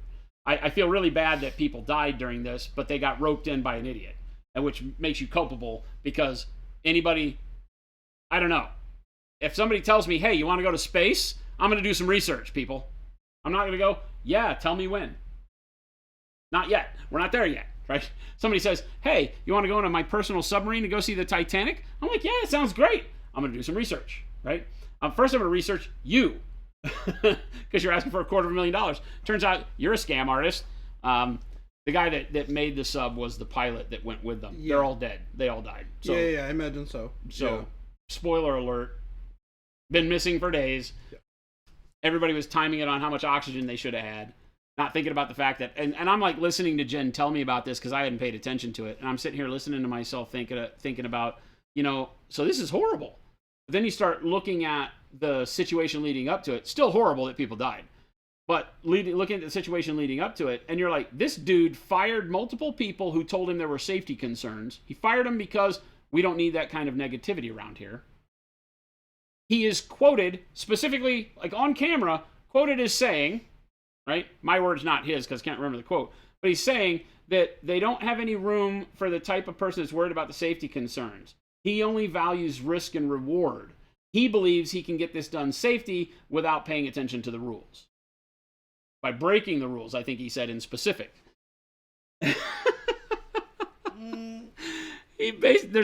Look on the internet, there's these memes of people saying like they have their propane tank in their backyard and they're like, gonna make a sub, charging $2,500 to go to the bottom of Lake Erie to look at a 1968 Cadillac. So the memes are abounding right now because this poor guy is so bad. So I know that we don't have all the news yet, and it's a tremendous heartbreak for the people involved. So I don't want to make light of that. But this guy is a tool. A tool. Why do you... You want to know what he used to control the Did he the fill rudder? up the boat? You want to know what he wanted to use to control the rudder and the propeller? The propeller? An Xbox controller? It was a Netgear replica PlayStation controller. Not even a real PlayStation controller, but a Netgear controller. Wow, I actually sort of guessed it. Yeah. And according to Jen, he said that they kept spares just in case they had problems. It was like the plug-in USB one. When I go like this, it goes forward. When I go like this, it goes back. How? Logitech, that's what it was. What? His other son was on social media at the Blink-182 concert and got a lot of flack for that, too. People. Okay, everybody in chat, need y'all do me a favor. Don't give some random scam artist. They had a water bottle to go to the bathroom with. They had to pee in a water bottle. That's a red flag. That's like a freaking beacon on the side of a freaking whatever saying, "Hey, this is a bad idea." It had a small box that served as the toilet. The biggest thing is one of the people that got fired was on record as having said that the windows that they were using, the plexiglass that they were using, was only, he brought it up that it's only rated to 1,300 feet. Well, the Titanic is below 4,000, right? And so this glass plexi, right, is not going to withstand pressure. No. The guy said it will work, and fired the guy. I think they also said they weren't about hiring 50-year-old white men because they weren't creative enough and didn't have enough vision to be part of this program. Because most of the people that are sub-engineers that are out there are probably like me, late 40s, early 50s, been doing it forever, work in Connecticut at the naval shipyards for making submarines, right, and have real experience. He didn't want any of those. So when you take a look at the shot of his people, they're all young, like, Jacques Cousteau looking crew of people. It doesn't look bad, but without the experience of like actually going and doing like dive bell stuff. Like none of them have any experience with like deep sea engineering at all. Like at all. Jordan, it is literally like you and me sitting here on streaming going, "Hey chat, you want to go look at the Titanic?" I can't instill enough in you to understand that that's exactly what it is. I have more engineering expertise than that guy. I am so upset because people died. People paid him $1 million to go die. Yes. Yeah, they found the nose and the tail so far, I think, which means that the pressure chamber on the middle basically imploded instantaneously. It would have killed them all instantaneously. But yeah. Still, no fun. No fun. You work at a bar, you know exactly how dumb people can be. Yeah, see, Monument Hobbies deep sea guides. It's about as much clout as those guys had. Yeah, it's like me. OnePlus, what's going on? It's like me being like, hey, I'm going to build a rocket ship and we're going to go to Mars. Who wants to come with me? Deadbeat, it is kind of right. It does see, it's like a Wes Anderson movie. Sad instead of funny. It does have a weird quirkiness to it. So the instantaneous thought that I had as I'm looking at all this is I go, there's going to be a slew of documentaries on Netflix and Amazon and everything about this. Because this is just too outlandish. Everybody that I was seeing that I knew in my online circle of people thought it was all a joke. Like, this can't be true, right? When you would look at the person and what they did and the current situation, this is a hoax for publicity for something. Did this guy fill up all 4 of the seats too? Oh yeah. It was a 5-person deal. It was full. They went out on an 8-day trip. Sounds like Gilligan's Island. They lost contact with him on day 2 or something like that. According to Phil, and I don't know if this is true, but Philip here at the office says that their communication device was cell phones via text. No. They had no line, no carrier wave, no radio, no nothing, just cell phone texting. For communication. Yeah, no radio on the thing. Mo says that's true. Yeah. How? Yeah. Watt says we have more. we have more clout because we're still alive. How? It was Starlink. Oh, so you had a satellite? Oh, okay. I mean... But what people don't understand is that carrier waves don't travel through water very well. I don't know that was a real reliable source. Yeah. Maybe so. I mean, like, you realize that, like... There is a large group of people right now who think this is a conspiracy of some sort. Well, the guy, the billionaire that was on board had also flown, Jen said, on the Virgin guy's space flight thing. Blue, whatever it was. Blue space, Blue Star. He'd been one of the people that paid to go up into space on that. The kind of near Earth orbit plane flight that they did. They called it space flight. It wasn't technically space flight, but yeah.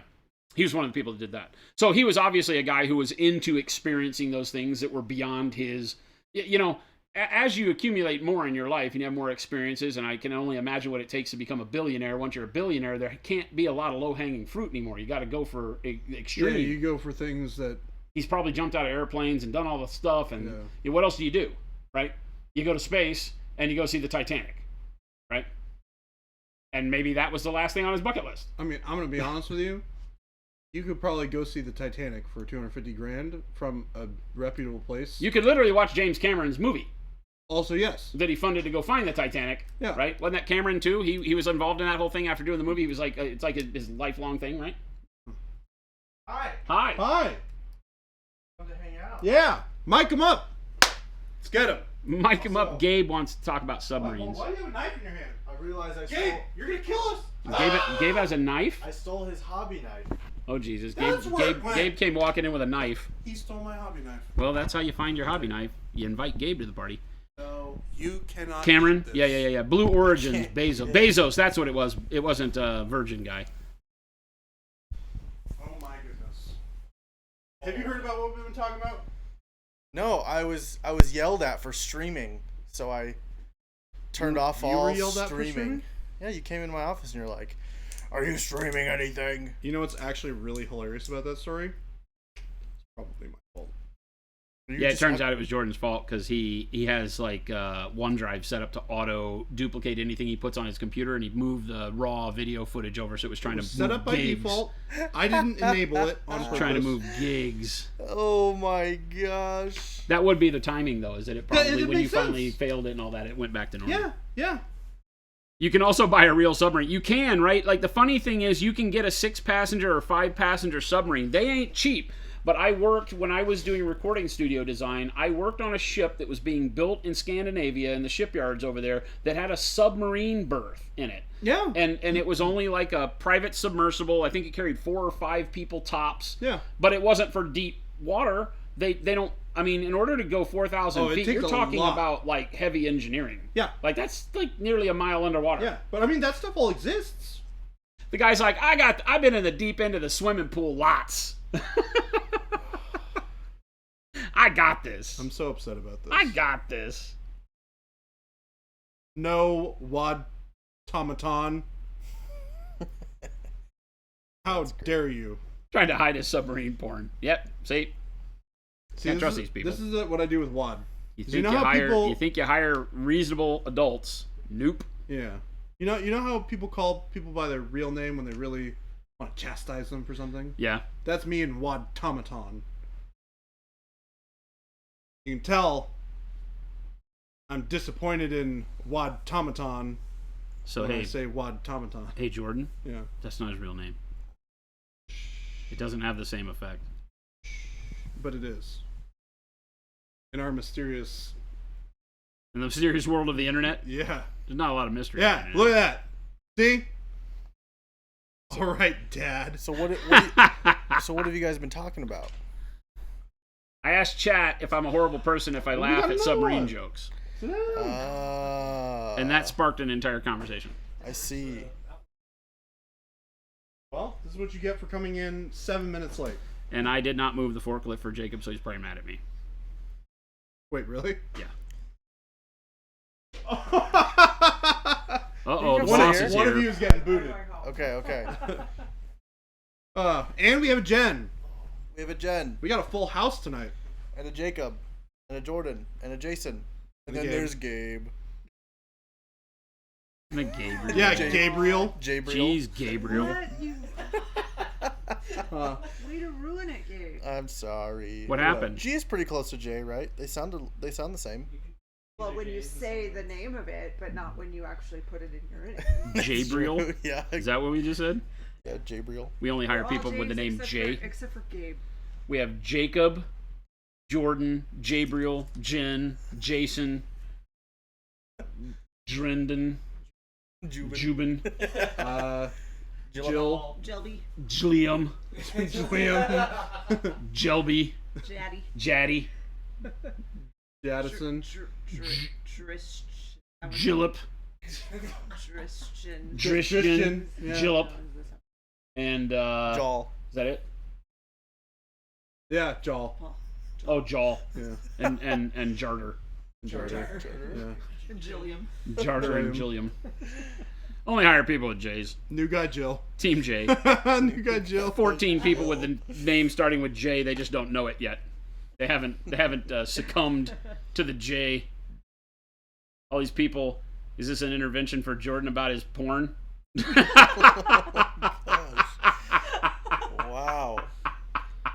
There are a lot of things that I could have imagined happening on stream today. But submarine porn was one of them. Oh goodness. You got to pay attention, Jabe. I know. All right, Jabe, you're filling in for me. Let's go. I'm painting now. Jordan's going on the couch. You leaving? Yeah. I'm painting now. Hey, you're painting now. I got a kiss from the pretty girl. Bye, Jen. Bye. I'm not. Sorry. No, She just walked out saying she's not kissing anybody else. You're good. She's like, I love you guys, but no. You're good. All right, Gabe. You're on deck. Get out of here. Brandon are still. Hi, chat. Brendan and Phil are over there. Okay, cool. So I was telling you guys know. Let us know before they leave. Yep. Wow, these chairs are really comfy. What have I been? No, No. it's not. I'm tapping in for Jordan. It's been a minute. Wait, where's Twitch? Do I dare touch his models with a Yes, paintbrush? paint. With a paintbrush? Yes. You touch my Shatterpoint models, and I will come over there and I will kick No, you in the shins. you don't get Jordan. You don't get to make rules after you gave So up your pretty. spot. So pretty. No, there will be no shattering of points in this chat. You don't get to make up rules like that. You told him to take your place. He's in your place. He gets to paint your stuff. I get to paint your things. You got a pretty cool setup over here, Jordan. Well, yes, I do. You got all the paint. Yep. All this. You know you can paint on? What? Some dinosaurs.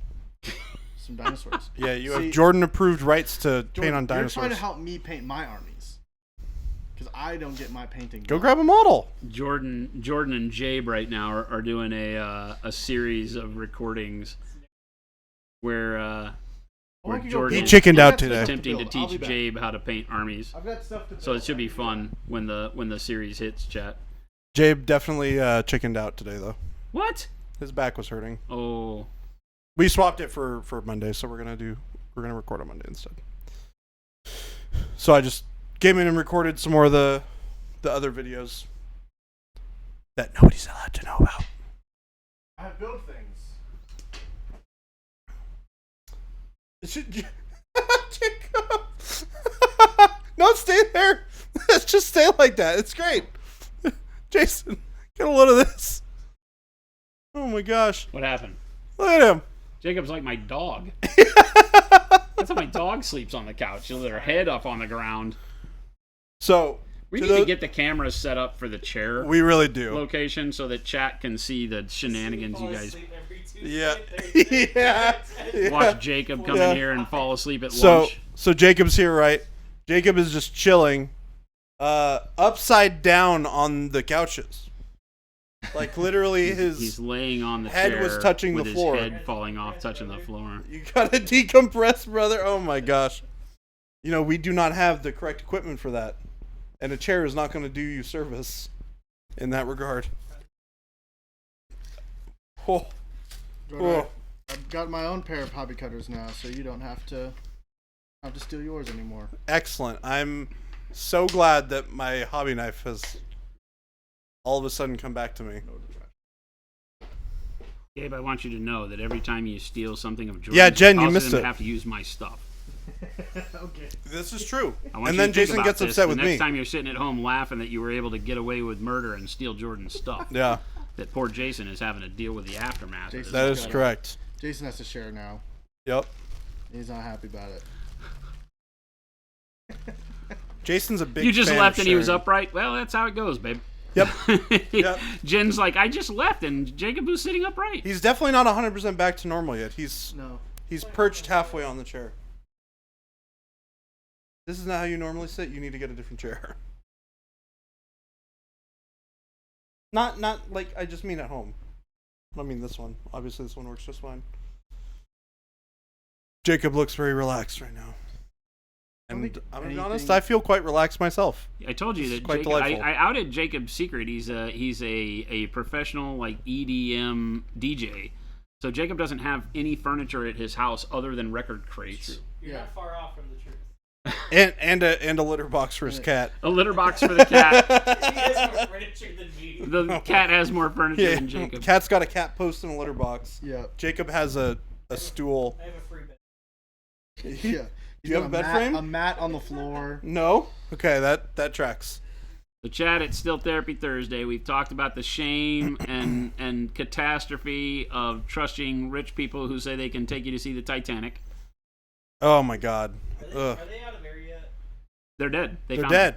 They found them. Did they? Yeah, Yeah. they found the front. They found the nose cone and the tail section of the sub. So, Yeah. Dang. which means people are gone. Yikes. I mean, if you really want to get optimistic with it, we haven't seen bodies yet, so who knows? But Uh, unlikely. uh, I can't. Final believe- needs. Yeah. We are no longer under internet repression. It was only like 20 minutes later that we were able to come back on. Why so. is my chat is being weird? I'm What? like not getting chat updates. No, he just talked about a message us from. Oh, got it. Okay. Thought the same thing. I was like, this. The Meg does exist. Rev, you're correct. You know, they brought it back. They birthed another one from the bottom of the ocean. They brought it up, and we had a discussion about this yesterday because I said the same thing. Turns out that movie actually made a pretty reasonable amount of money. We looked at it The because he was Meg. asking. We were asking, like, why did you make a sequel to I know, that? And I go, it's- well, it had to have made a lot of money. We talked about it yesterday. I heard it and I was like, why in God's green earth are you making another Megalodon movie? Well, it's been a slow everything for theaters lately. It's a slow Shark Week. We Yeah. had this conversation yesterday, Jake. We made some people angry. A couple of recent. That is possible, Punisher. But yeah, no, we were talking about it yesterday, and I actually looked it up, and so the movie only costs like, 1+7 says you shut your mouth when talking about the Meg. hey, look, I'm just saying, I thought it was odd that they made another one, and then I looked it up, and I was proven wrong, made a reasonable amount of money. So I can't No, talk first about one. the movies because I never saw them. I did read the book Meg, which I can only imagine was, I don't know what the movie was about. You said it was totally reasonable. The book was just a modern day Jaws. It was taking a little bit of sci-fi and the aspect of having this Marianas Trench megalodon thing.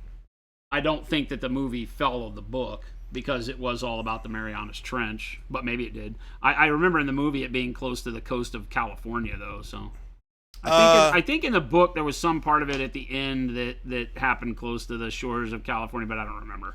Well, I think the whole thing was about the trench, and I think it like escaped from the trench and started like Oh, maybe that's going it then. towards shore or something. Maybe that's it then. No, in Meg. Maybe they did follow the book then. Yeah, But I remember picking the book up. I got the book in the airplane. Library of the Sky, right, where Yeah. people would leave paperbacks in airplane overhead. Is that a thing that people used to do? Yeah, you would go in and like in the seat back pocket or in the overhead would be a paperback, and it was just somebody had finished it and left it for the next person to read Oh, that's because cool. they bought it at like the at the Newport bookstore. News. Yeah, in yeah, the yeah, yeah. airport. Yeah, they're all on there. The movie was just a good romp. Yeah, Mo, yeah, 100%. Yeah. Mhm. But yeah, Jacob, so the movie made about $100 or $550 worldwide. Or I'm sorry, $550. $550. That's Jason all it Statham, made. another hit success. 550 million world. Yeah, it made a. That's made a what I good amount of said. cash. I was like, It's like this is cheap. pretty reasonable. Very cheap. It was like 150 to 178. No, that's not over tripled. Turns That's out not green over screens are triple. expensive. 120. Yeah. No, 150 to 178. Turns out painting a wall green. Not is quite, expensive. not quite. But it's pretty close. It was all the water machines that made the Much waves harder. Yeah. seem like it was real. That stuff's not cheap. The movie was a combination of the first two books, and the second movies is the leftovers from the second book. There are multiple books? I've only ever read the one, Wow. Meg. I don't think I left it on the plane. I think I still own it. Oh my gosh. You should bring it in like your comic book collection and drop it on chat. Now that I think about that, we'll do a giveaway. yeah, for the Meg. We'll come up with some giveaway, and if you win, you get my copy of the Meg Or- and the worst comic book I can find in my collection. Or when you go to Gen Con, you just have to leave it on the airplane. yeah, we'll come up with Thing something. you leave books on the airplane? It used to be. Yeah, I don't know if it's people would still leave their is. books on the airplane for the next person to read. Oh, that's actually smart. Yeah, it happens on trains and things like that too. That's very cool. I wish we had better train systems around here. Yeah. It'd be That's cool, the like thing. take trains and stuff places.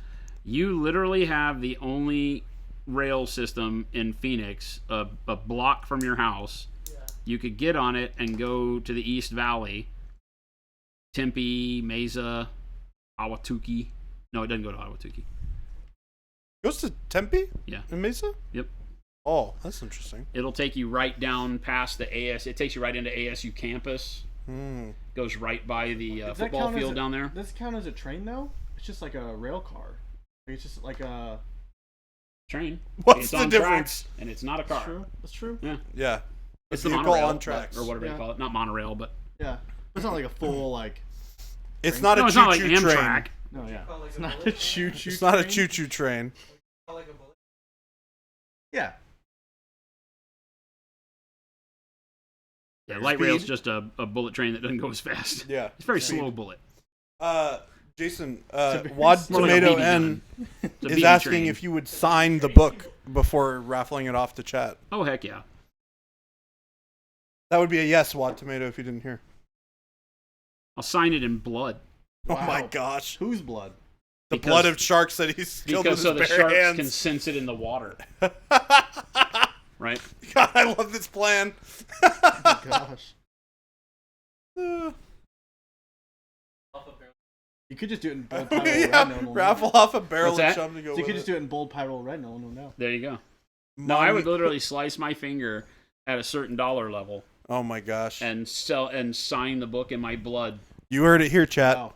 What's so the that dollar you can amount we're take it to the talking beach about? and attract sharks with it. Jacob's leaving. Then Goodbye, we can clone Jacob. Jason. Huh? Then we can clone Jason.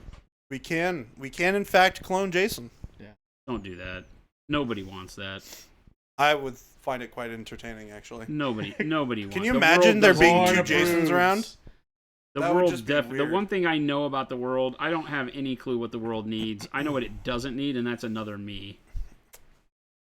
Well, Except for you would need another hey- you because you could be on stream and you could be working. at the Yeah, same time. look at that. Yeah, because that's what I want to be doing.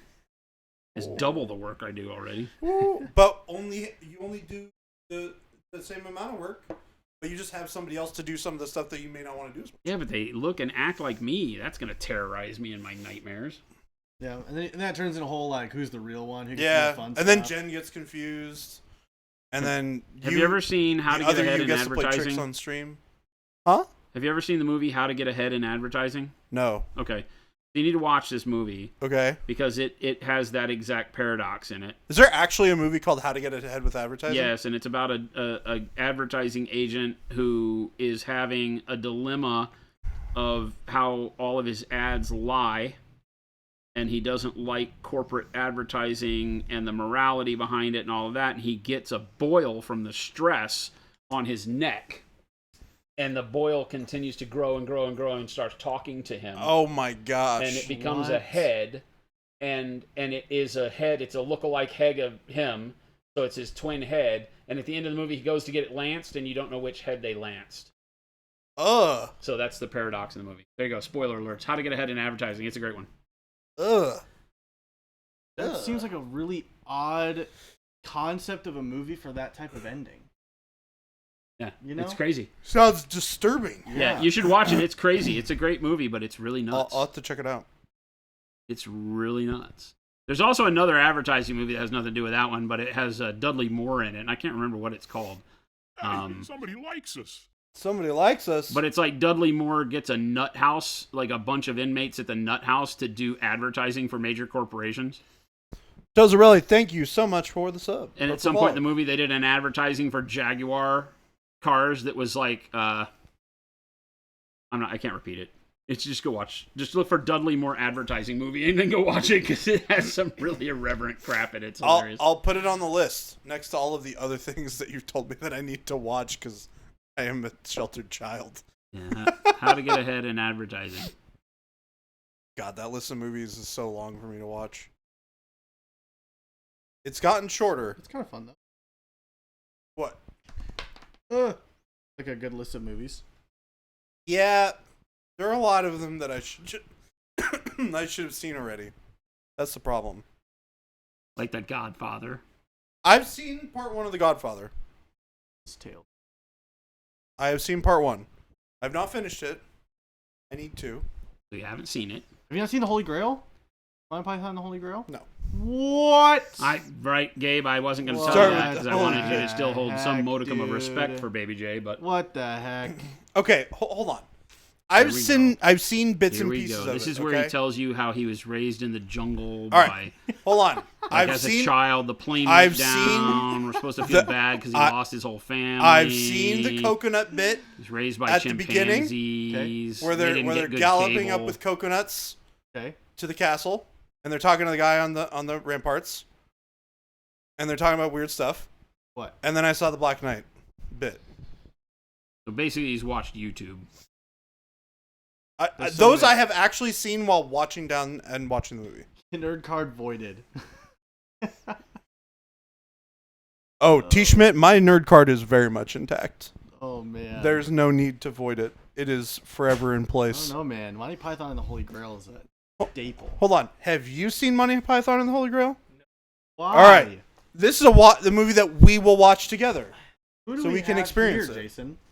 Huh? None of them have seen it. Well, I've not seen the whole thing. Even Jen has seen Monty Python and the Holy Grail. She should be in chat, right? Although she's driving probably, but Jen should step in and go, I have even seen Monty Python and the Holy Grail. Now, she shouldn't tell the part of the story where it said I forced her to watch Monty Python Well, and the you Holy just Grail, told that part and of the that she story. didn't like it at all. But she could say that she watched the Monty Python and the Holy Grail from start to finish. The And I would be over there Betrayal belly of laughing, Baby and J. she would just be kind of looking at me all funny. Oh, it's so good. Sir, not appearing in this film.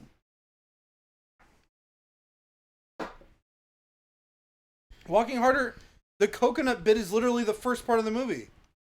But the coconut bit happens throughout the whole movie. Sure, but like that particular bit is like the first scene in the movie. So you can't just be like, oh, I've never actually sat down and watched it. I just didn't finish it. Because I think the Black Knight stuff happens like right after. Black Knight stuff is pretty halfway in. Is it really? Yeah. Oh. Well, either I've seen it and I've forgotten, but I definitely like sat down and watched it. Obviously I got distracted in doing other things. You would know if you watched. Gabe, You would know. that's like saying I'm going to go out on a limb here. Life of Brian is better. Really? Yep. I don't know if I vibe with that. I don't know if I agree. Life of Brian is better. Life of Brian holds up better over time with the humor in it and everything because it's not all purely... I mean, it's still Monty Python slapstick. Yeah. But it has a more adult air. So when I was a kid, I didn't like Life of Brian as much, but as an adult, it holds up a lot better than the Holy Grail. I think I watched Monty Python and the Holy Grail growing up. And then, like in the last 2 years, I watched Life of Brian for the first time. And I think I was expecting it to be just another Monty Python and the Holy Grail. No. And it's different humor. Yep. But I didn't enjoy it. Oh. no. I was expecting... Well, if you went in, wanting a prehistory kind of Holy Grail, then no, Yeah. not the thing. The Meaning of Life, also very good. So, you know a movie that I watched while I was younger and did not appreciate, and now have a very fond appreciation for, is Inglourious Bastards. It is a good movie. And now I know Jason's not a huge fan of the movie. You don't like that movie? I'm not a huge fan. I think it's a Yeah. good way to put it. Yeah. I would Yeah. not be clamoring to watch it again. I went and saw it in the theater when it came out. Yeah, I remember. I'm not a watching it. huge Tarantino fan. Yeah. Tarantino tends to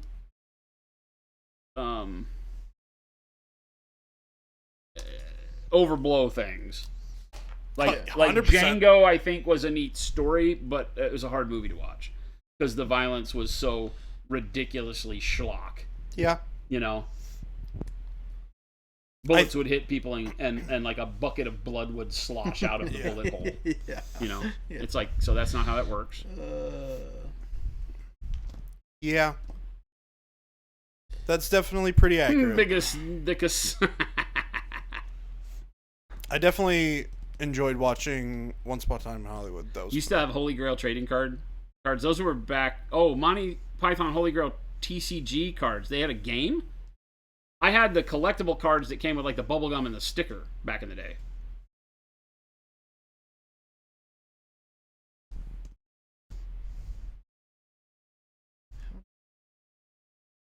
That plus Holy Hand Grenade, and you've seen the whole movie. What? No, there's No, there's so many no, good- no, no. there's so You've many got good little you've gems. got Lancelot in the tower with the nuns. Yep. The people digging through the mud. Yeah. The dance, the whole, and I just want to sit. No singing. No singing. She's got huge Tracts of land. No, there's lots of parts of the Holy Grail that need to be put together that don't have to be watched together, but that are all worth being part of the movie. The Knights of Ni. They're kind of like the least relevant part of the whole thing. They were they're fun, so funny. but it's just kind of like, meh. We are the knights who say nee. The Frenchman's one of the funniest things ever. It is. I will taunt you a second time. Tim, the bridge in Tim is hilarious. How do you know he's a king? Because he's not covered in shit. Just because some moistened bit through a Here we go. scimitar. Chat has got all of the quotes from Monty Python now. You're the king. I just love how Arthur's sitting there looking completely perplexed as that mud farmer is talking about being oppressed and the proletariat and all of this. so funny. He's on this modern How did I know political that? rant, and Yeah. Arthur's just in the background, like stupid, I like was just has given the a glazed sword. over stupid face. I was given a sword. I must be king. You don't elect your king. Yeah, well, I didn't vote for you. Walking harder, you are correct. We no longer require a herring. Bring us a shrubbery. We're now the knights that say icky, icky, icky, pop, bang, bang, wah, wah, wah, wah, wah, wah, wah. And then the one in the background goes, nee. Oh, it's so good. Some watery tart throws a sword at you doesn't make you king. It's got Monty Python was just classic. It was classic humor. There's a really good documentary about Monty Python and how a lot of them didn't get along. Really? Is it Yeah. like a group of people? Yeah. Yeah, Yeah. it's- Monty Python was a TV show. John Cleese. I never remember all their names when I need to. The guy that did Brazil. I think it was kind of almost like an early Key and Peele type thing. It was like since then people have tried to been able to catch that lightning in a bottle, like Kids in the Hall, all sorts of stuff like that. But they were a troupe of comedians that did this situational comedy in a serial format on British television. Eric Idle, Terry Gilliam, yeah. Terry Gilliam is heroic mode. Like, he is one of my favorite creators of all time. Time Bandits, Munchausen, Baron Munchausen.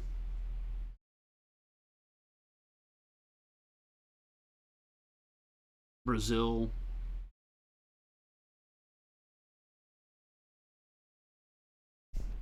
This. does But not- yeah, there's a lot of animosity between a lot of them.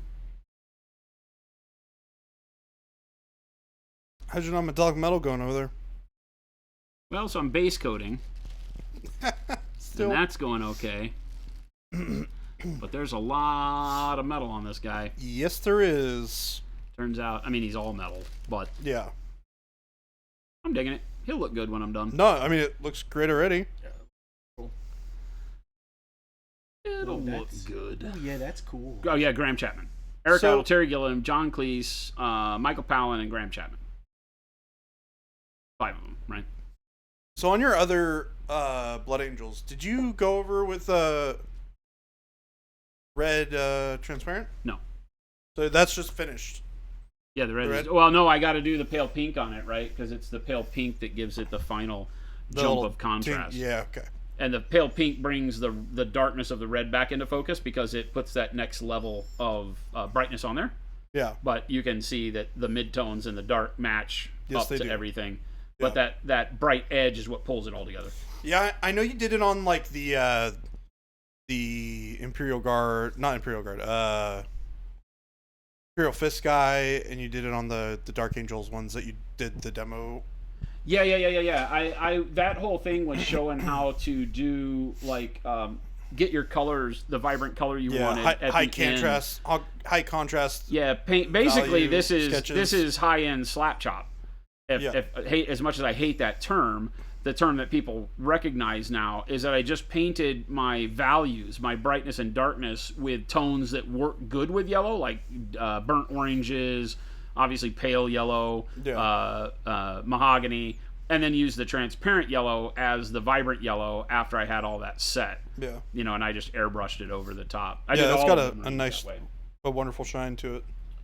Yeah, I did all of the Marines from that, you know, Marine month or whatever we did. We did a Marine a week for, was it Indominus? Maybe it was Indominus. That's funny. So, Especially since the next one's coming out tomorrow. yeah, I know. Or the Or day after Saturday, tomorrow. yeah. Yeah.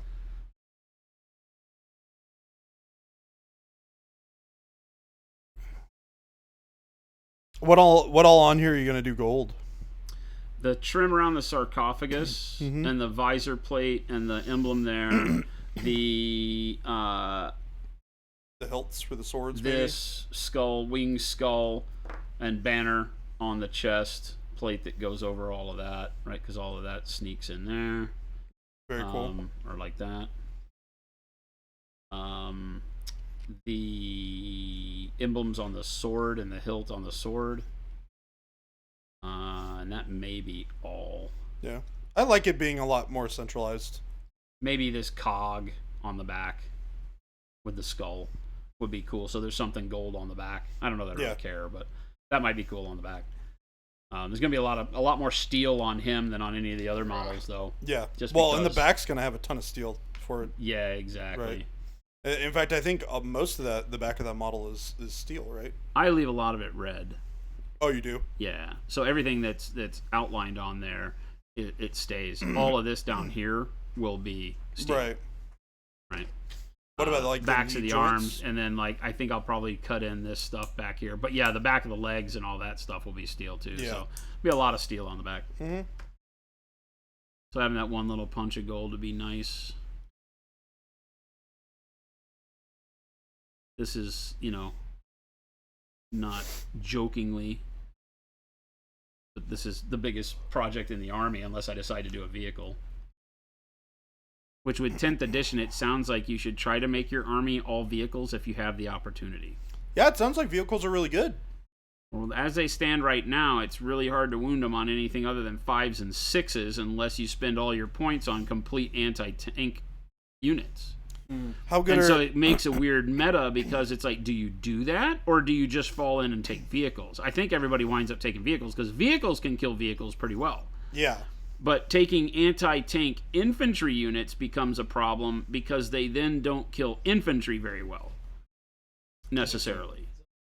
And so I'm a little worried about how this meta will pan out if they leave vehicles the way they are.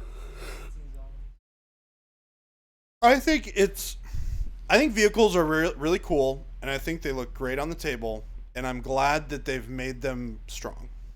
They used to be like Land Raiders with armor 14. Hell, the Yeah. Necron monolith or whatever it was with Yeah. armor 14 They used on to be all sides. really hard to and kill. The big cannons that actually did something back in the day. I think Yeah. it was like 5th edition or something like that.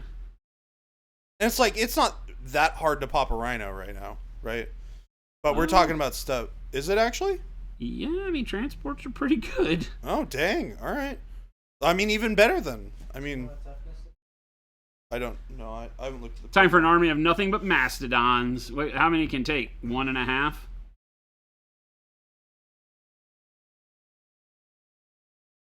I don't think the Mastodon got moved to Legends, didn't it? Isn't it part of that, or did it survive? I know the Legion Glaive and all that stuff got moved to Legends, so the Space Marines can't take that, the big super heavies in tanks. Or at least they were talking about it. I don't have confirmation on that. I noticed, I haven't read the full rules, but I noticed in downloading the app yesterday when the app came out, and last night looking at Blood Angels, that I can go back and ally stuff that I really wanted to use. I can put knights in my Blood Angels for cheap. So if that's actually true, that's awesome. I can put like Armiger Helverins in and make a really cool list again. I haven't decided if I'm going to jump into 40k at all. Just get some stuff decided. printed. Huh? Just get some stuff printed. Well, I've got Corn Demons, Just do that. so I thought about doing that. That's free. It is free 99. Punisher will love $3.99. you. It's free 99. It's actually free 50 free. Yeah, free 50 free. Ooh. They're doing a special. Yeah. Yeah, we'll see. I mean, it's a whole other game to learn. Now it's not. It's Age of Sigmar. Oh, really? Yeah, they've made. I mean, that's what they've done. That's what 10th edition is they took everything that they've learned with Age of Sigmar and made it 40K. Well, I know that. There pretty are well. some nuances that are a little bit different, but overall, like list building the program will look almost the same as the Age of Sigmar list builder to you. Okay. It didn't used to be. So 10th edition, if you ever wanted to try 40K, right now would be a good time to try it. Who knows if it's in a good state for you if you've been playing it for a long time. I feel there's a lot of arguing going on right now about who loves what, why, and all that, but that happens no matter what they do. Yeah. That's a damned if you do, damned if you don't for Games Workshop. But yeah, I mean, if you're interested in sci-fi gaming, now would be the time to jump in and try it, because especially since you guys have invested so much into Age of Sigmar, Yeah. now it feels like Age of Sigmar. Okay. That's cool. The fact that you can like build that. lists that you really want to build, and you don't Yeah. have all this janky nonsense. Now it is a more shooting game, Yeah. so So my bloodletters will be once again. pretty much shot off the board before they Yeah. do anything. But Yep. I'm playing a very smash your face melee army with these Blood Angels. All of my units that I'm taking they need to get into you and hit you with like thunder hammers and things like that, or I lose.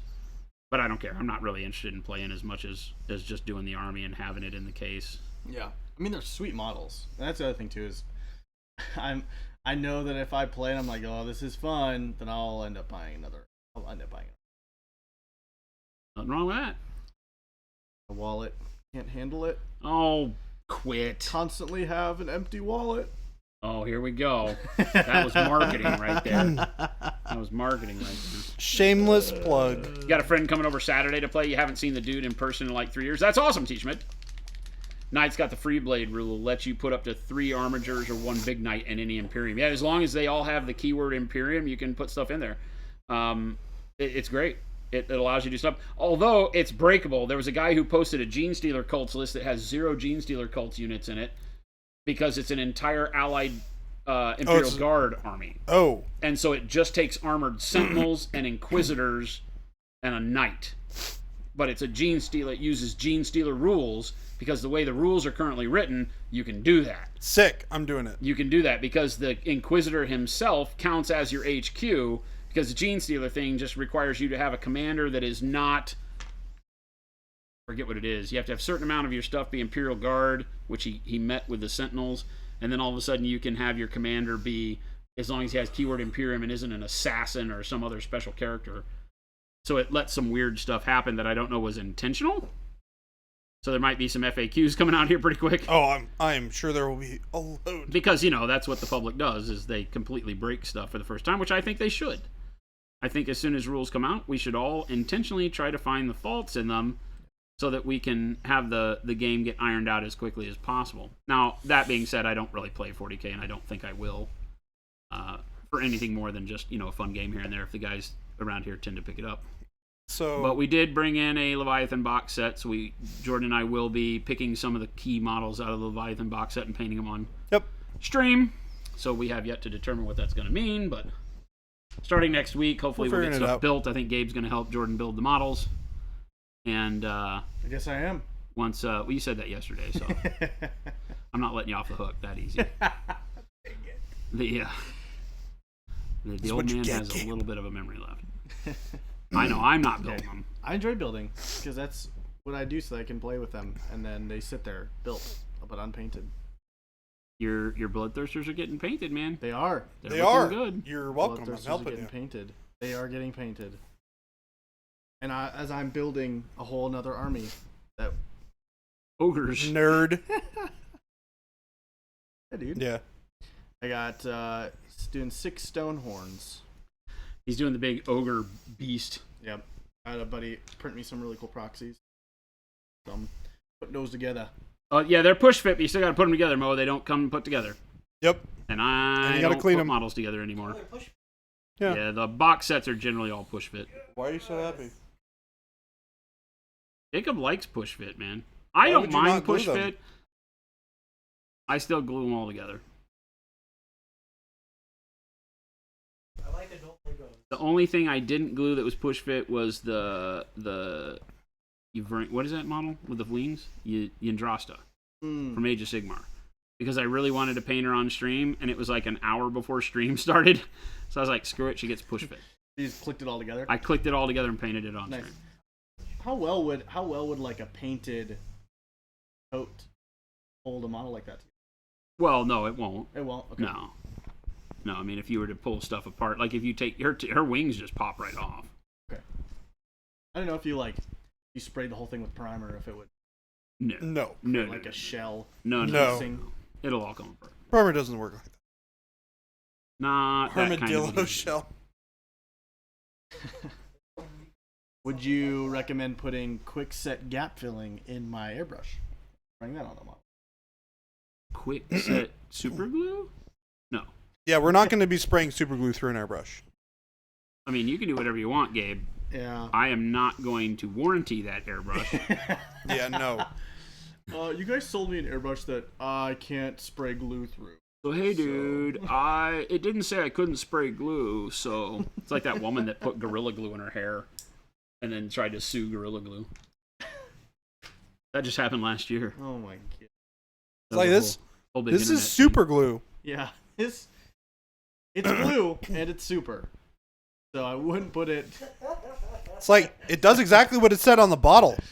It That sticks woman's things argument together. and the argument her attorney took to the courts was that it didn't specifically say not to use it as a personal care thing. She was looking for super hold in her hair for some costume she was doing, so she went and bought glue. Bought I mean, Gorilla Glue because it what- had the best hold. Where'd she go? Home Depot? Home Depot. I'm pretty sure she bought it at Home Depot. Look, I mean, look. There's nothing that says you can't do it that way. Yeah, it's just not gonna come out. Yeah. It might be permanent. Mo, You just yeah, gotta you're not shave your wrong. The head. push fits have been getting better and better. They finally got to a point where I didn't feel like, because the big problem with the first push fit models is that the peg was way too long, and so the pieces wouldn't go together in some situations. So you had to like shave the peg down to get it to go in the hole, and a lot of times I would just cut the peg off and glue them together because I got so frustrated with it. But when I did Yndrasta, she went together pretty well. Same with the orcs from that set that I did. The orc that was on the mount, the leader, was a pretty good model for push fit. I thought all of them were. The push fit Stormcast, on the other hand, were horrible on some of them, except from Yndrasta. Like they just didn't go together very well. But they're getting better. They feel better. I'm worried about the Dreadnought from the Leviathan box because I looked at where the join line is on its leg, and it's another one of those where it goes front to back. So there'll be a line right through this hip joint and the knee, and then this line. Because Oh, I it goes hate that. clamshells front to back, which I guess is better than side to side, right? Where you'd have a join line down the front of the knee and stuff, but still a little cumbersome. Little janky. Home Depot is where you do all your groceries. Sure. Everything's edible at Home Depot. Yeah. If you Yep. try hard enough. Yeah. Including all that super glue. Yeah, a lot of paint there. A lot of paint. Don't tell them that. We'll be out of business, Gabe.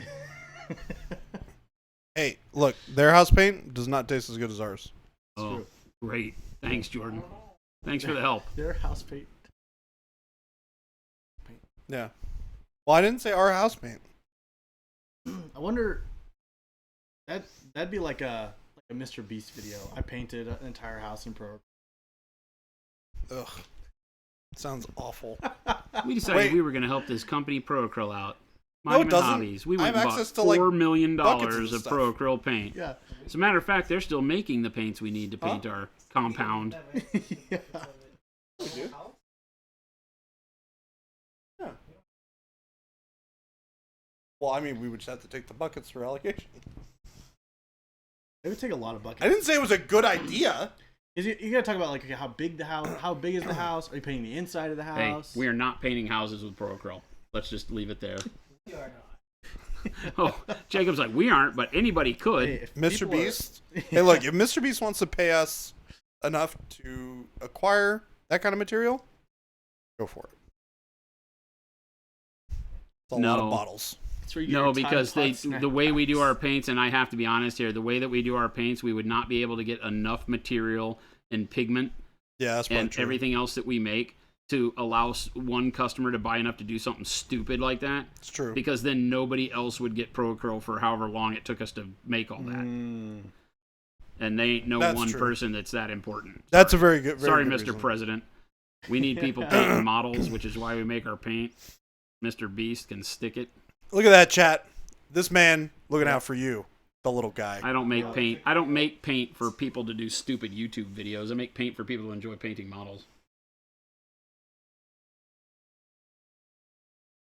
I'm not selling out for YouTube views. Jacob's like, well, I already told him yes.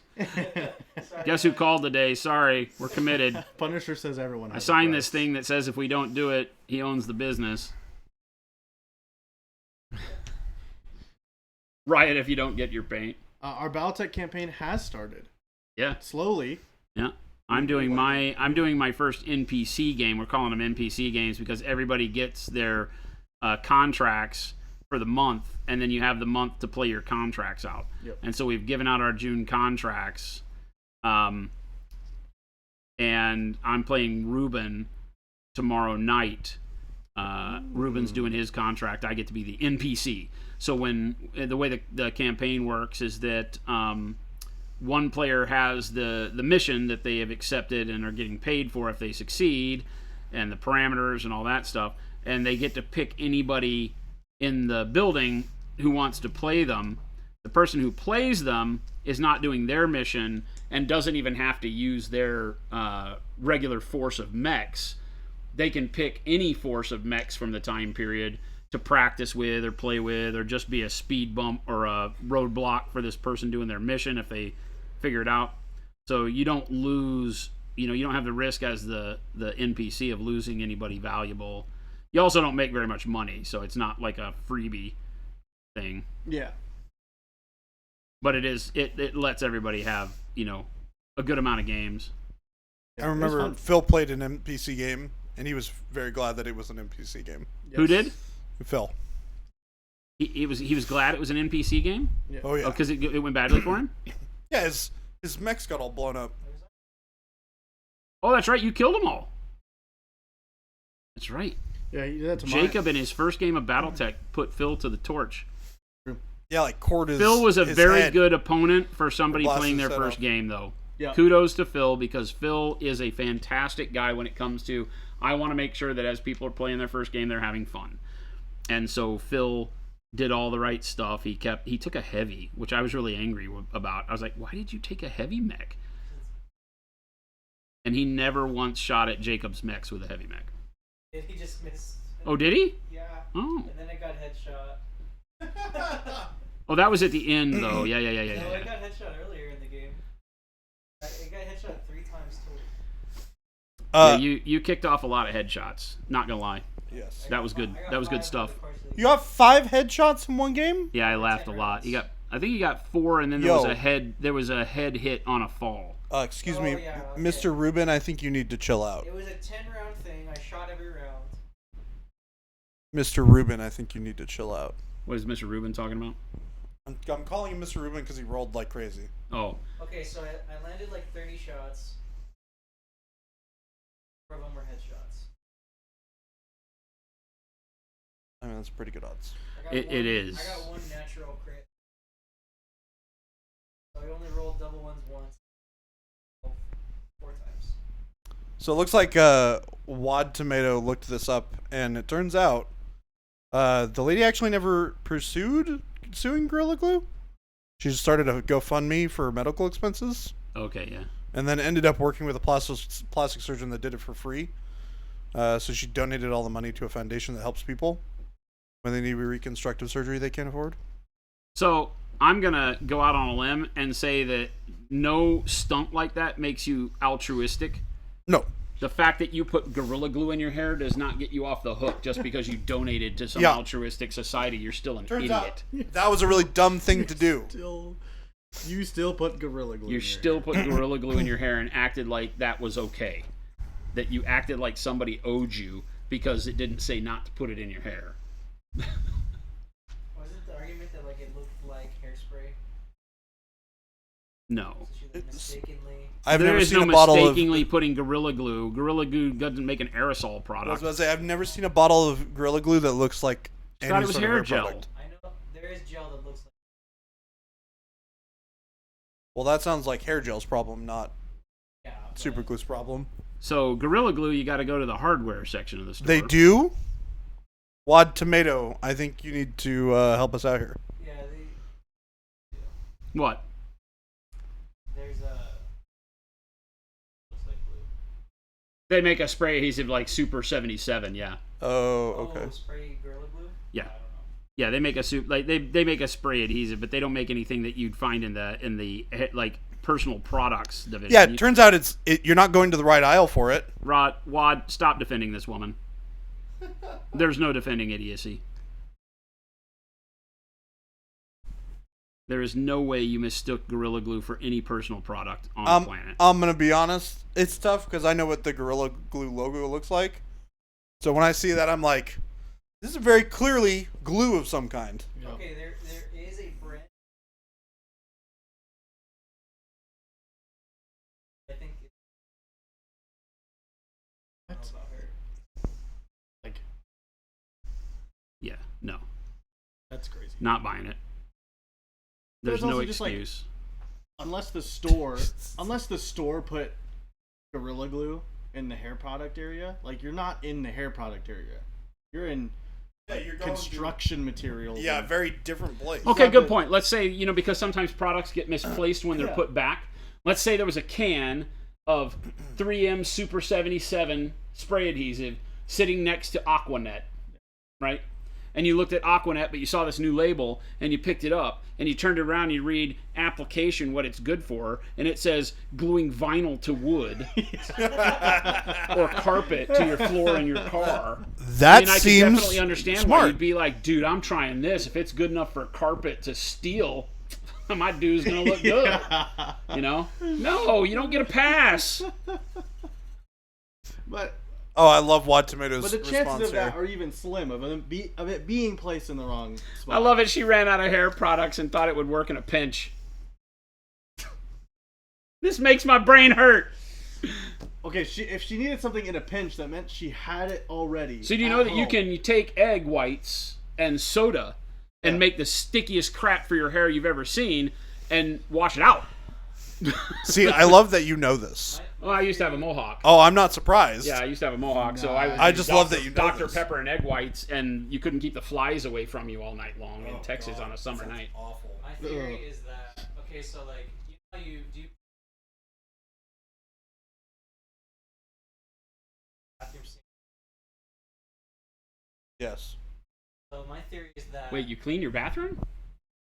okay, my theory is that she had the spray like underneath there, and then Broke somebody Gabe. took it out and didn't put it back in, and now it's on her messy counter. Full Okay, of, like, well, assembly hold on. products. I don't care, dude. We put cleaning products underneath our sinks. We don't put spray adhesive under the sink. No. You can put spray. You can put wasp. You can put hornet spray underneath there too. But she didn't pick up hornet spray and spray it in her hair and wonder why that hurt. She didn't spray rain Yeah. in her hair. I have Raid under my. So do I. Yeah. What I'm saying is that people are not that stupid. I keep glue with my tools. And the fact that most people, if they make those types of mistakes nowadays, want to go and blame somebody is the worst part, right? The nice thing is that Gorilla didn't back down at all. They were like, she's an idiot. Yeah. They're like, our stuff is very clearly labeled as to what it does and what you should not do with it. I don't remember if they had a statement they made, Oh, they probably but did. they came out and it was something where I said, good for you, Gorilla Glue, or Gorilla Products, whoever you were. Like, we go through the effort to make sure that all of our products are very clearly labeled so that people don't mistakenly glue their hair together. Well, it's like people make Whoops. jokes about how does Pro Acryl taste, and it always makes me cringe. It makes me think like we need to put on the label, hey, don't eat Yeah. the paint. Yeah. I think Chad is smart enough to know to not eat the paint. Shh. God, I hope so. Give him that edge. His name is Paint Liquor, Jordan. Paint Liquor. He's here. He's listening. Yeah, Mo's name is Mo's Magic. That doesn't mean he just poofs into existence every time he wants to go somewhere. He is a magician. Wait, Mo, are you actually a magician? Mo's one of the best magicians you'll ever see.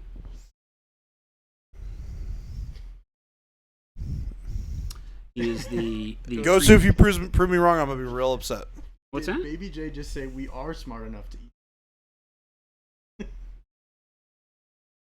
I'm trying not to give you license. Mo, I am a wizard. Yes. Not even a magician, a Dairy wizard. Queen, I was like, please don't tell me they ordered bright ivory and like golden brown or something. Oh my gosh. That's pretty funny. Apparently we delivered a package to a Dairy Queen. Dark umber. Nice. That was you in chat. Way to go. That was funny.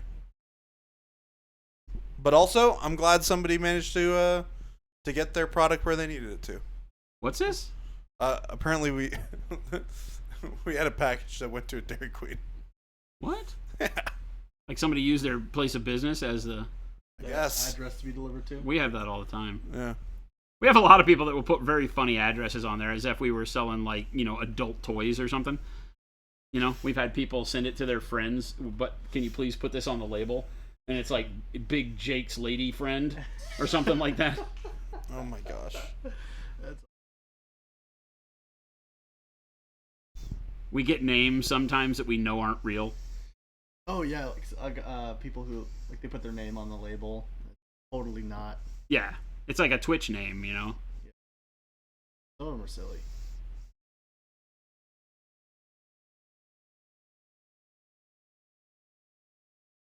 But yeah, people ship it to their offices all the time.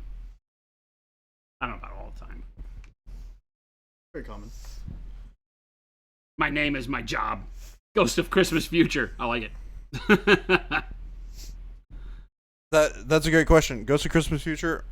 What am I getting for Christmas this year? That's not how the Ghost of Christmas Future works. Yeah, I don't think that's... You haven't seen that movie, have you? Oh my gosh. Yes, I'm aware that is not how that works. This is another movie Jordan hadn't seen. Yep. This is a big sigh, Jordan. Yes. Yes, it was. He's regretting that he let me stand up here. No. This is quite He's regretting he comfortable. moved from Seattle. Yeah. It's nice I and moved cold from in Washington Seattle. for this? Look, hey, it's going to be like 113 for like half of next week, okay? Yeah, I know. I saw that. I was like, the first thing I thought about is like, well, this is Jordan's real test. Yeah. All right. You know what? I think- It should have already been that way, though. We kept telling you. We've had a really light summer. I'm going to be honest with you. I am very much regretting walking to work the other day. Why? I did not have enough sunscreen on. For 2 minutes? Yeah. Because he's been in Washington for so long. Yeah, well, you My gotta skin is man up very and you gotta sensitive let to your sun. skin burn so that it doesn't happen again. Right? Just burn it off. Well, the problem is my skin doesn't burn. It gets rashy and itchy. And, So it dries out super fast. yeah. Well, yeah, Yeah. it probably doesn't help that we have no moisture in the air down Yeah. here either. Yeah. Right? That's you're very used, normal. You're That's used very to a lot common more though for people. humidity. It sucks. To go So- from a humid place to Phoenix and Yeah. get... I moved from Colorado to here, so it was already ultra dry. It was just the heat. Yeah, because in Seattle, I would have the way it would work is it would be really sunny outside. I'd be outside too long. I would get like really bad heat rash for like 2 or 3 days, and then it would never happen to me again for the rest of the summer, and I'd be fine. And then it would happen again next year. This is I love them. pretty It's rough. so cool. Those are really cool. Yeah. Wait, hold it up so I can see it. Yeah, that's pretty cool. That's what. Well, we a do. lot of their butts here. I can... Got a lot of animal butt going on screen. there. Animal What butt. exactly you got going on over there? I'm just building stuff, man. Jen, we sent an order to a Dairy Queen this week, and we had a customer who had multiple orders sent to a zoo. That's awesome. That's awesome. This is the still glue in, but it's ogre, Ma tribes. Yeah, that's really cool. It's a proxy. It's a proxy. I like the way the animal looks, though. Yeah, It's super cool. I like it. It's big. yeah. See That how tail goes tall off that is. into. The tail's long, and then Yeah. it's just tall too. The saddle just. I didn't realize how tall the saddle was. I think that's really cool. I think it's dope. Yeah. I like it. There's 2 of them as well. Yeah, because there's only normally one. No. Are there always 2? Are there always 2? Okay. Yeah. Well, there is one that has one. That's your leader. Got it. Yeah. Okay. I Or have that. tyrant on whatever. I think I'm doing.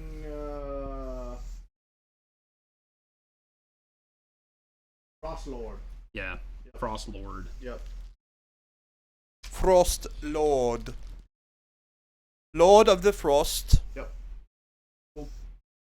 But a buddy of mine that was very kind enough to print these out for me. Excited. That reminds me. I gotta figure out. Delta says Baby J looks a lot different today. Yeah, Delta. It's true. I started wearing hats, and this is what I look like now. Yep.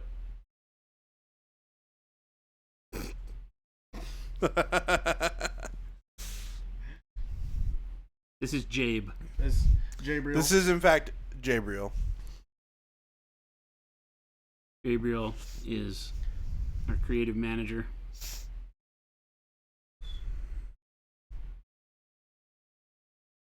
We called him Shelby's brother or Maddie's brother-in-law. Maddie's brother-in-law Or new guy or Phil's Shelby's friend. brother. So there you go. You guys are in the in crowd now. I've been slowly taking over. Everybody here is 6 degrees of Gabriel. Except for like me, Me. and Jacob. Or Jabriel. Me. Is that the new name now, huh? Jabriel? Jabriel. It's happened. It's a thing. Sucks, doesn't it? When it happens, When it it just happens. happens out of the I blue. know. Yeah. I will say I like Jabriel better than Hey, let's be honest. Shelby's brother, aka Maddie's brother-in-law, aka Phil. They started calling me Baby Phil's J. friend. Phil's Okay. friend. Baby J's a good one, man. Baby J is a good one. Jabriel. Better than Chubby. Joe. What? What? You know what the Chubby one is? What? No. Carter. What? Carter's name in like a general Hobart, right? Yeah. So I read it as Chobert. Yeah, I did too. Yeah, that's how I read it. And so I call him Chobert. But see Hobart. And Phil heard It's me Chobert. call him Chobert. Yeah. And so he called him. And then it became Chobi Wan. So his name Chobi-Wan. is Chobi-Wan Kenobi. Chobi-Wan Kenobi. Carter's I not like happy it. about it. I'm gonna call him that when he Oh, comes that's in, great. and then apologize, and then laugh about it. New guy Phil's friend. What paint brand tastes the best? Hey, brand? Delta, we don't eat paint here. Polar I bear wouldn't on know. it. I don't eat paint. What's the one with the polar bear on it? Bear. Jacob says that his favorite paint brand to taste is bear. That's exactly what he said. Is bear? Bear.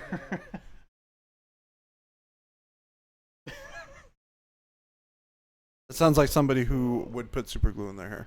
That sounds like somebody who drank by the gallon. Just a sip. Well, you know, now that you mention it, Jacob's hair never moves. Yeah, he has It the literally flops over if I don't put product. he literally puts on his daily application of Product. Gorilla Glue spray. As in, That's why he got all offended. He's like, wait Jacob- a minute. I Yeah, got this. wait a Maybe- second. maybe we I need use this to product every morning. maybe we need to figure out if he's been snatching quick set gap filler and taking it to the bathroom and putting that in his hair. I don't think he needs gap filler, Just super glue. but super glue quality hold. Yeah, quick set Definitely. gap filling adhesive. Oh my god. What did I do today, chat? I don't know what I did. I thought I was being a good human being lately. This is chat's retaliation for yesterday. Delta says we all lick the brush enough. No. Cut monster hole. I stopped doing that a long time ago. The what? Shouldn't have- I have to get. You get the super glue stuff. Yep. Is it made by Gorilla Glue? I know. I'll look into. But I'll look into it. When I get home, I'll let you know. How is Like, this? the only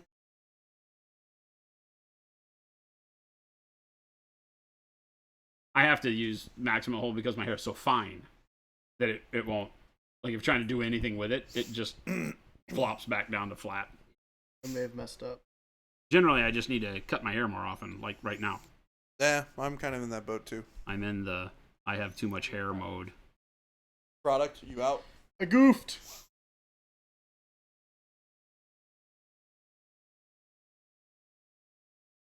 Wash my hair.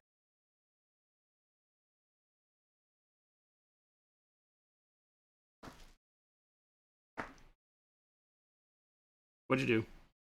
Oh, the Yeah, you were thing thinking was about this from day one? Little Yeah, day What one, are it Jacob called, was a baby. He was like, rain. I think I want to have Yeah, this the particular reins. hairstyle, and I really need to figure out what kind of pomade I can use to get my hairstyle working good. From day one. Thing that works. I love that you guys are over there having a pomade discussion.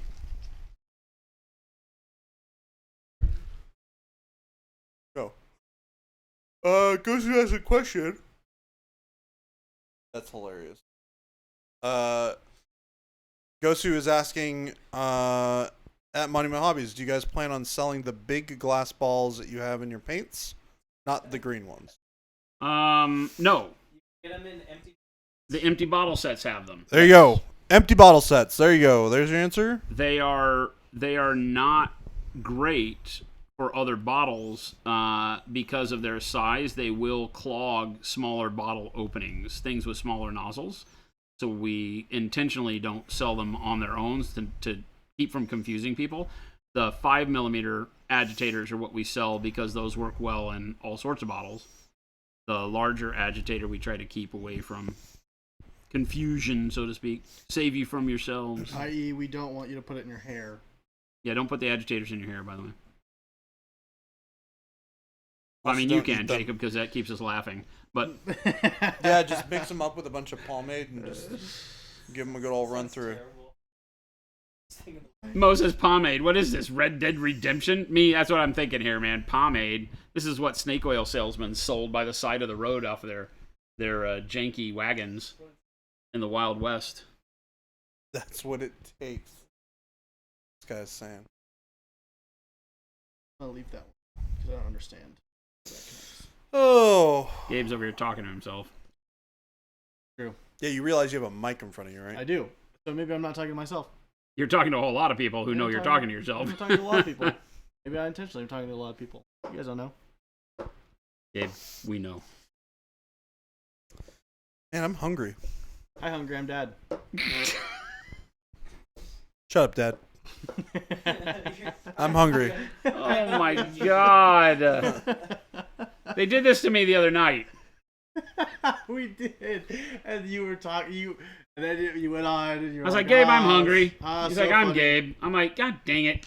I was like, so then I go back and I go, Gabe, so if I were hungry, he'd go, I'd be Gabe. That's what he said.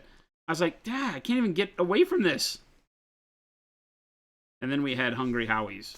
Yeah. Just remember, Jason, that Our guys are the best. you got rid of me My being hungry next to you hours. in your office space. Yes. But now I'm stuck being next to Gabe. Yeah, Well, now, wait a minute. true. Are you saying that that's bad for you or bad for Gabe? Could be both. I give it as good as I get it. True. Yeah. Mo, I do hear the voices. Does that make me a wizard as well? Oh, my God. That'd be cool. Gabe now wants to be a wizard. Thanks, Mo. It would. I just got explain finished training everything. these people that they couldn't be magicians. And Mo's like, see, Mo told me it's real. Madison was giving me the lowdown on how to make fun of Gabe earlier today. My boss lies to me. How to make fun of She Gabe? thinks Yeah. she knows how to make fun of me, How? but Phil mean, really knows how to make fun It of me. works pretty good. Phil knows? Yes, Madison. Phil has the secret Phil's sauce. got the secret. Secret. You ready to let it out to chat? How to make fun of me? Let chat know. I don't know if I really know. Like, I don't know if it's like an actual thing or if it's Philip just knows the right buttons to push them. Mo says, Gabe, do you hear the voices too? Wizard's butt is a real thing. I knew it. They sold it as a miracle cure, That's not a the- hair product. That's the condition in which you hear voices. Have wizard's butt.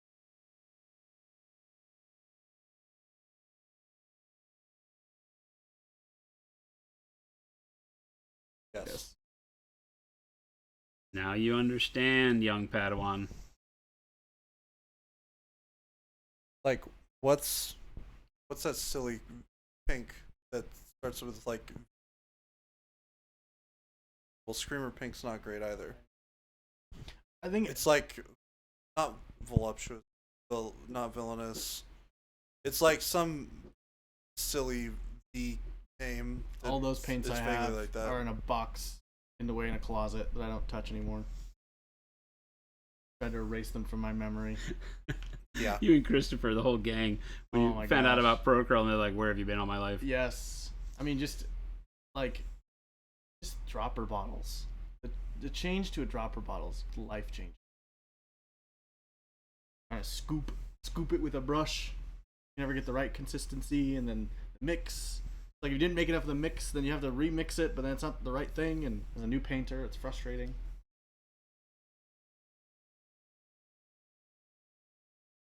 We dove headfirst. Pro Acryl. Now I'm here. Look how that works. I think it's a cult. It is in fact a cult. It is a cult. I think it's a cult. Yep. We We have really cultivated in- a cult. We really, our first employee was one of our members of chat from the community, Yep. Ruben. That's awesome. Ruben's still with us, near and dear to our heart. He picked up his family, moved from Arkansas to freaking Phoenix Dang. on just a hope that we would hire him, basically. Wow. And he's been here ever since. So our little family around here is built from the love of the community. It really is. Pretty crazy. Pretty crazy. We meet Philip, and now everything's 6 degrees of Philip here at the office. We've joked that it's Gabe, but it's really Philip. It's Phil's fault. It's Phil's fault, but I'm closer to the center of all of it. Now, because But for it some is reason we his fault. hired all your relatives. True. Hello. Hello. Welcome. Bye, Brennan. It is in fact Have a good night. Brendan, ya. thank you. How far did you guys get?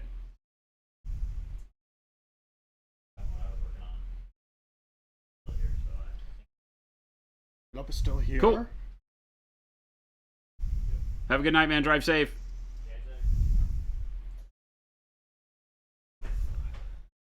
Yep. Brendan's awesome. Yes. Brennan is awesome. Brendan is Groot. He's Groot. He is. When at LVO, when he said, "I am Groot," I was like, "Yes, this works." That's awesome. Yeah.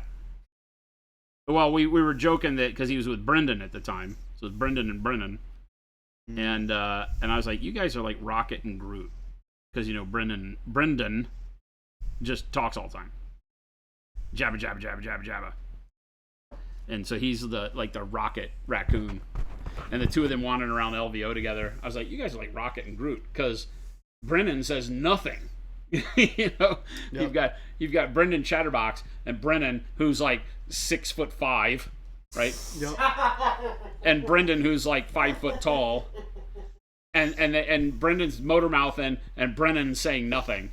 And I called him Rocket and Groot, and Brendan's like, "You're right," or maybe he said they were like Rocket and Groot, and I go, "Oh my God, you are!" And in the background, Brendan is sitting over there, and he goes, "I am Groot." it was perfect on cue, and everything was That's great. Awesome. So he's I am Groot from now on. Groot. He's a man of very little words, but lots of actions, that guy. I am Groot. You're hired. You asked earlier, but you might have missed the answer. Do you guys plan on selling? Oh, that was already answered. Val needs, you hit the mute button, my friend. You hit that little switch on your headphones. Jacob's got to go. Yakov, the Russian spy, is leaving. He's Where- got all the info he Bye, can. Jacob. Where are you going, Russian spy? He's got cheap internet, so he's got all Cards. the information he can relay tonight. Yeah. Cards. Gonna Single piece. spy on somebody. I don't think that's what that's called.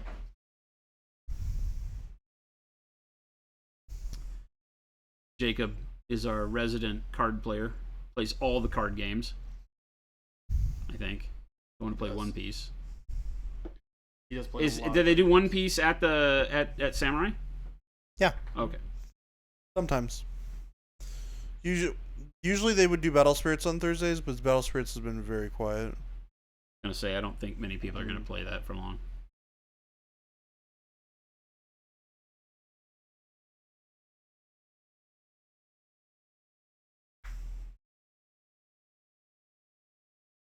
Does that Battle Spirits, does it have a canonical story behind it? Is it a show or a manga or something too? For which game again? Battle Spirits? Battle Spirits. No, it's just a Just a game.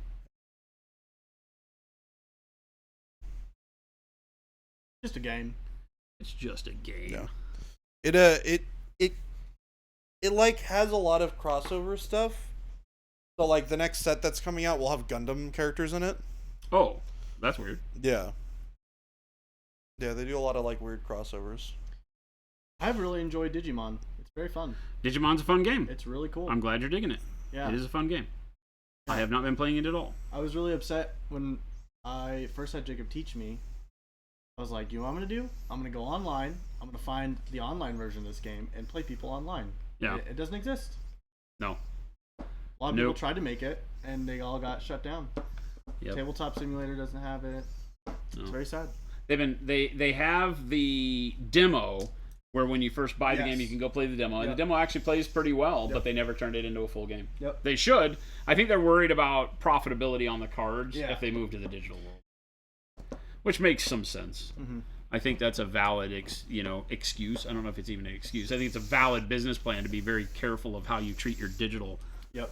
Well, I mean, even just look at IP. Pokemon had a big problem with that, where people collected the cards and then would sell their codes to people. Yeah, if they people wanted still do physical that. Cards. Yeah, and they're still doing that. Yeah. You know. I mean, they're dirt cheap, but Yeah, they're like Right. 5 cents a piece. Right. yeah, if not cheaper. They just, with the new Pokemon game, they stopped supporting the old one, and the new one reduced the amount of cards you get from the code to like 5 cards instead of a full pack. Oh, interesting. So if you have packs that transferred over from the old game, they used to get you however many cards were in a Pokemon pack, 9, 10, Yeah, something like that. Now they get you 5. So literally cut it in half. So when I loaded the Pokemon game up, when I was going and trying to get my nephew to play, I was really enjoying the game. So I got the online one, like you're saying, Phil or Gabe. Sorry, I called you Phil. Whoa. We were just talking about how 6 degrees of Phil. Phil's friend Gabe. I've done that to you twice. I know, The it's okay. the Pokemon game, though, when I traded in my packs or whatever, I only got 5 cards, and I was like, that's got to be wrong. I look it up. Nope, that's how it goes in that game. So I went and started an account on the old game that was still You're active, telling me this. cashed in all my codes, Yep. got all the cards, and then transfer back to the game where you keep all your cards. So funny. So I was like, so that seems, why did they do that? Because it's just easy to go into the old game and get all the cards and then bring it back here. I guess, I get it that they're looking to the future. But that was just very odd to me. Because, yeah, you could buy like 5,000 pack codes for like Punisher said, $50. Punisher confirmed that it is a smart business plan because if we ever make our paints go digital, he would never buy a physical bottle again. See?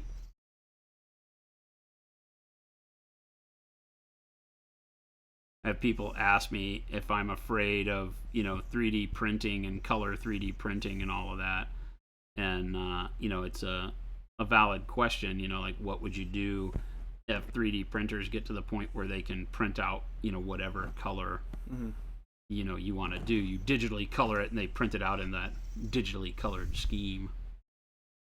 And I'm like, you know what? To me, and I'm old, and by the time it changes, hopefully I'm not on this rock anymore. But I think that the therapy of putting a brush to a model is worth way more than the colored model. Yeah. But that's a very me statement, right? I'm more concerned with the process of painting than the painted model. Yeah. In most cases, because like you, I'll go play with the unpainted models if I just want to play a game. Yeah. We just want to throw down. It is nice to have painted models, and I always tell people that you get more out of the game if your models are painted. True. But at the end of the day, I'm here to go through this process, sit here and talk to you guys and chat with you on the internet, right? And the putting the paint on the model part is I wouldn't trade that. Yeah. You know, no matter what it looked like when it printed it, I wouldn't trade it. I'm like, no. Well, even with the printout, like it's not gonna look as good as high quality paint. I mean, if you just wanted a cheap alternative, then you can go buy some cheap hobby paint. Right. From Michael's Hobby Right. Lobby, right? But it's just not gonna be the same. That's why we're painting with this stuff. Right. Better. Because there might be a time in the not so distant future where you can literally tell your 3D printer to, print it out in like printed 3D Photoshop. Yeah. You know, you, Well, I you think- can, if you can color it in Photoshop, then you'll get that out on the output of the printer. And I'm like, I don't care. There's already people that play with models not painted. I would love for those people to be Yeah. able to have their models Ugh. colored. I think that'd be great for the hobby. At me.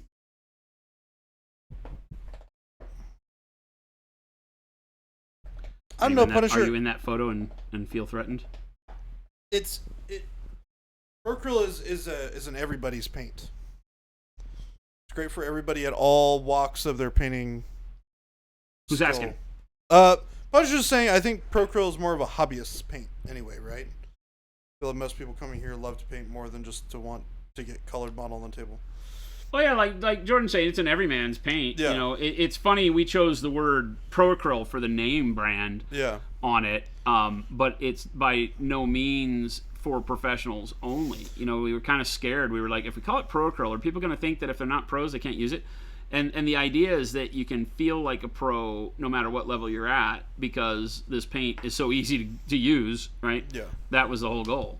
And we nailed it, right? The paint is just smooth. Yeah, But and any paint, I think, is more for hobbyists. I mean, I guess you could say that things like contrast paints and speed paints are more for the person who is really just trying to get the model on the table. But I don't buy that. I think it's a great learning process Yeah. to get people confident in the fact that, so many of the people that I deal with go through that phase of trying to explain to me that they can't draw a stick figure, right? That if I had a dollar for every time somebody said, I can't even draw a stick figure, right? I'd be a rich man. But that has nothing to do with the creation of art, really. You can put your mind to it, and practice is the only thing that can make creativity come together.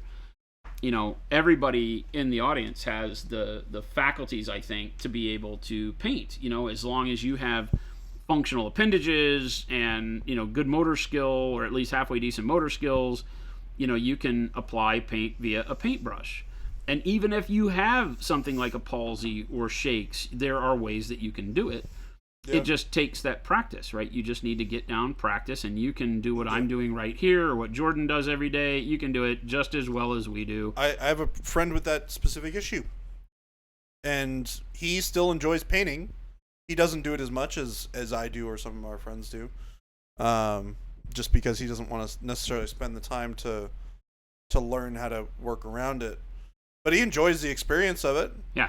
And he's not a bad painter. Yeah, practice is all you're lacking Yeah. if you don't feel like you can I mean, paint. one of my good friends has a very, very bizarre grip on his paintbrush, and he always looks at it as a handicap. And I'm like, you just got to learn to paint that way. And he's figured it out. It's taken a while. He has almost kind of like a weird claw grip on his He brushes. does like I see people that do this. Hold on. Let me see. There's Yeah, that's exactly it. That is exactly it right there. That's what he does. Yeah.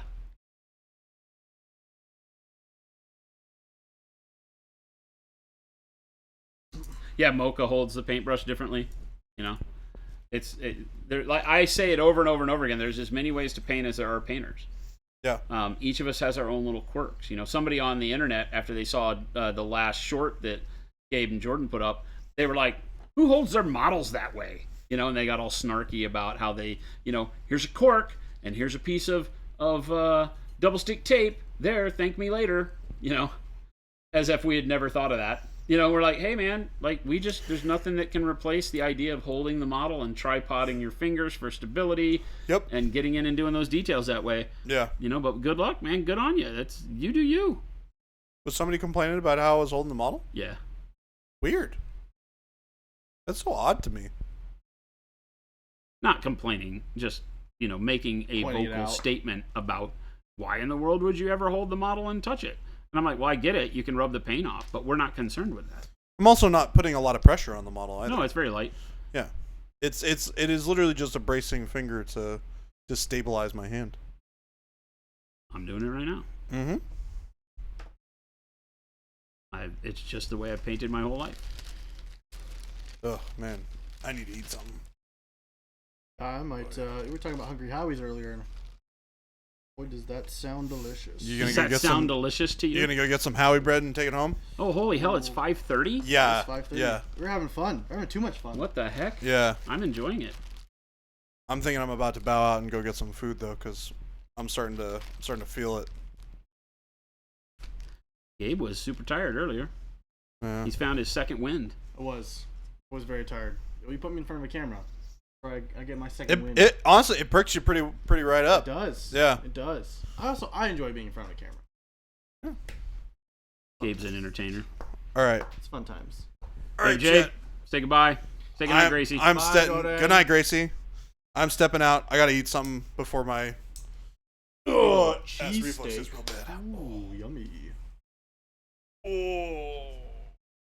Oh, stretchy. Okay, there we go. Goodbye, chat. You had a big old cheesesteak wad? I said that too fast. That sounded very weird. Goodbye, chat. Cheesesteak wad. You had a big cheesesteak wad? What's a cheesesteak wad? Look at these things. Yeah, they're cool. Really You cool. can pick that one up. No, I have to figure out. Maybe you can help me. This is the reins, right? But it goes like that. Whoa, whoa! It was looking a little hot. Needed a little Spraying bit. water on my. So it just doesn't. Sorry, Gabe. Isn't that weird? What? It's like. Maybe it's mixed up with a different hand.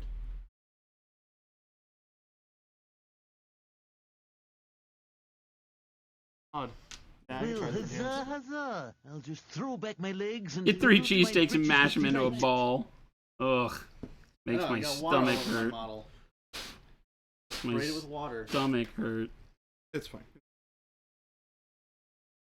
Ruben, the man, we were talking about you. Did your ears burn? Did you get itchy?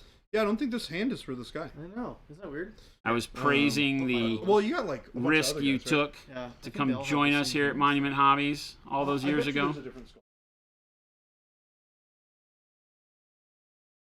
Well, good luck, everyone. Jordan, take it easy.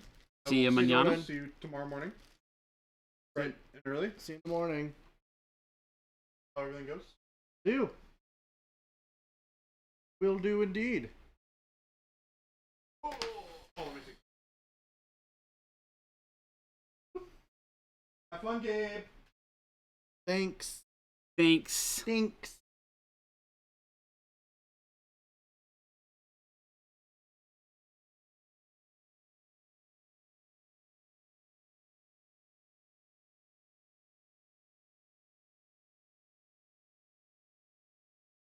Dang.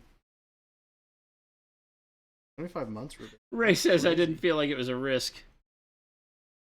Yeah, he's been sub for 75 months. He works here. You know?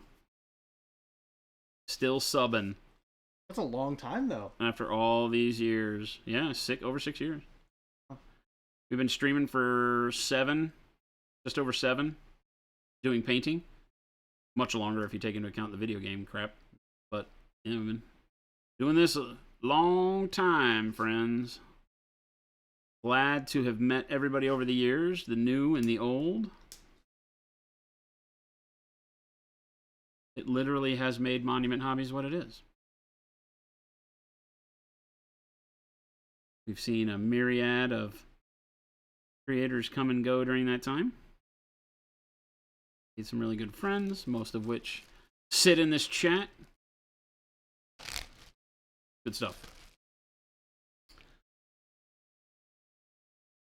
That's looking dope.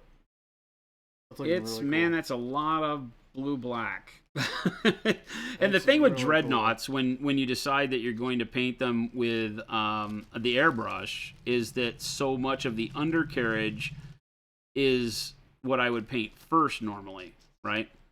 So like where I did the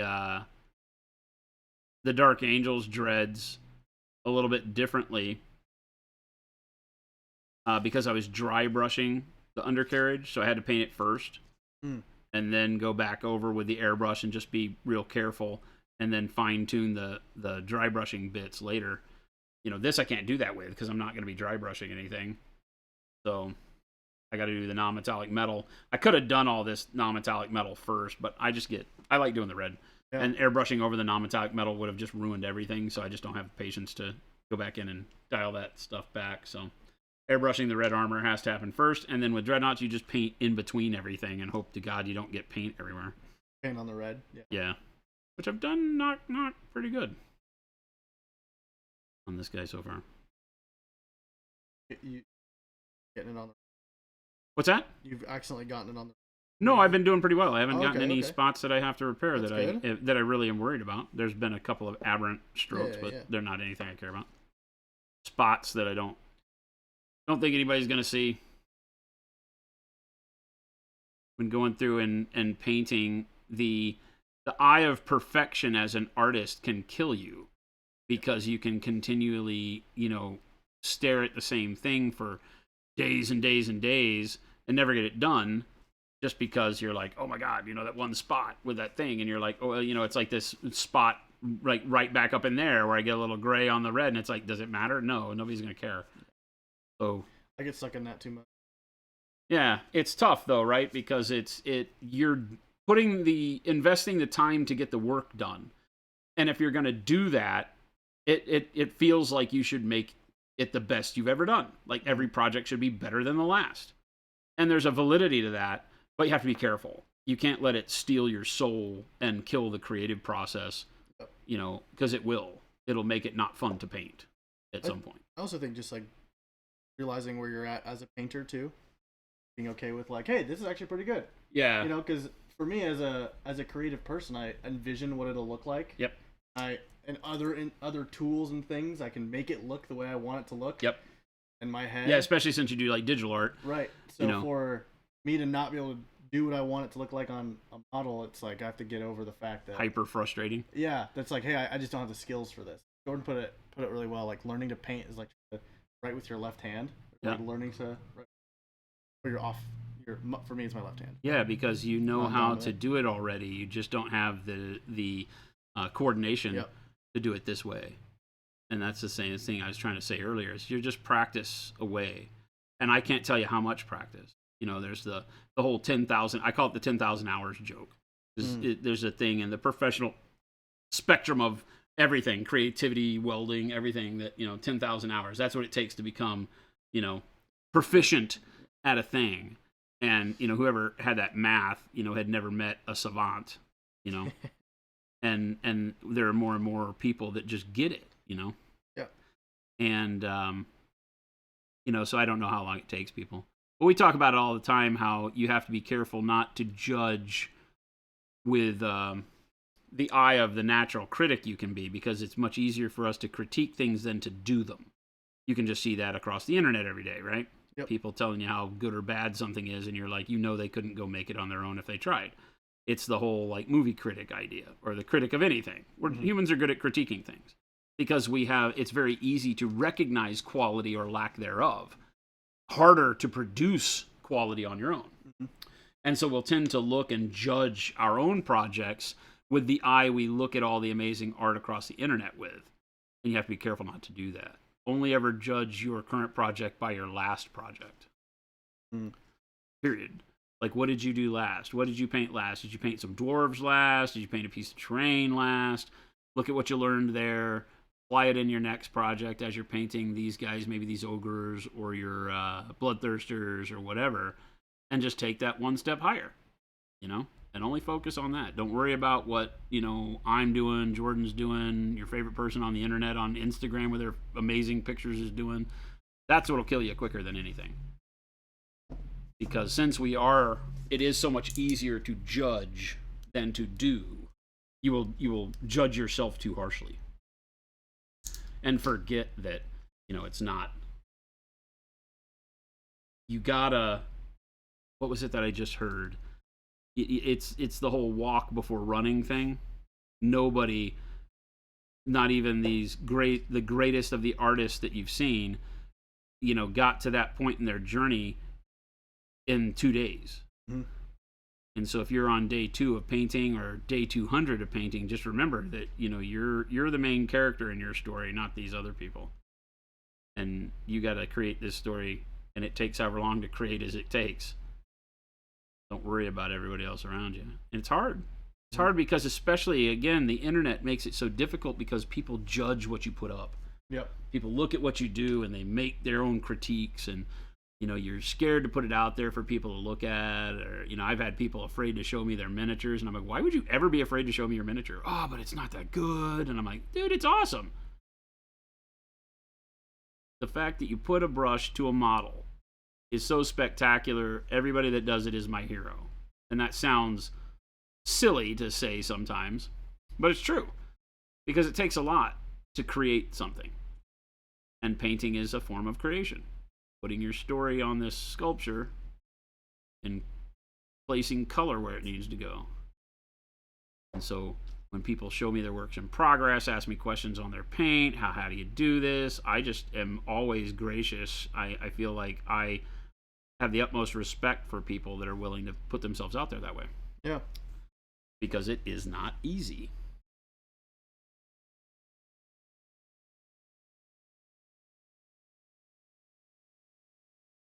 Less so in today's world. I was that weird kid, right? I have funny stories.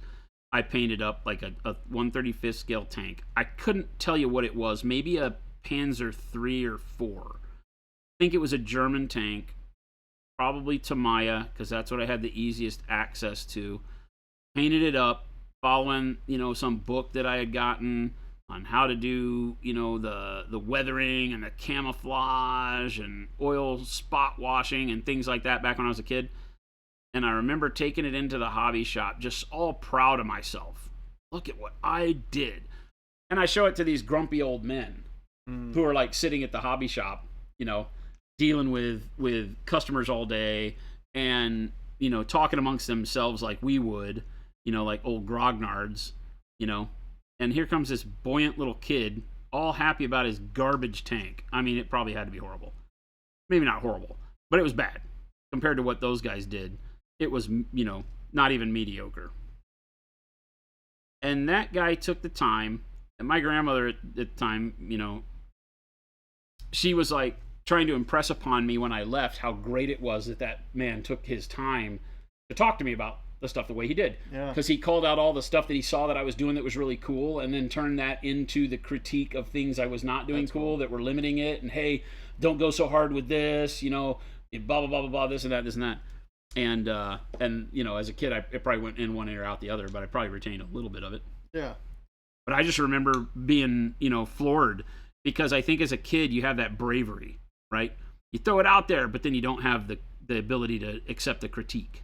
Yeah. And that guy knew that. Whether he had kids of his own, who knows? I never grew to know those people. Crown Hobbies in Dallas shut down long before I was old enough to really, understand the value of that stuff. But I think that was very important. So.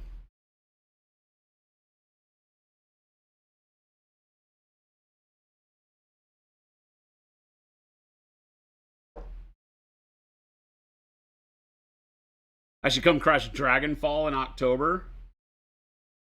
Where is it? Well, I really wanted to go to TMX. Uncle Adam's little deal.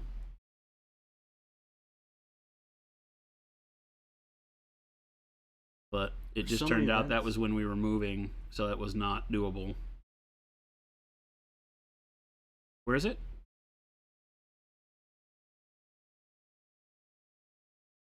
Lake. Lake Geneva. I don't think I know where that is. Huh? I don't think I know where that is. I do not know where it is.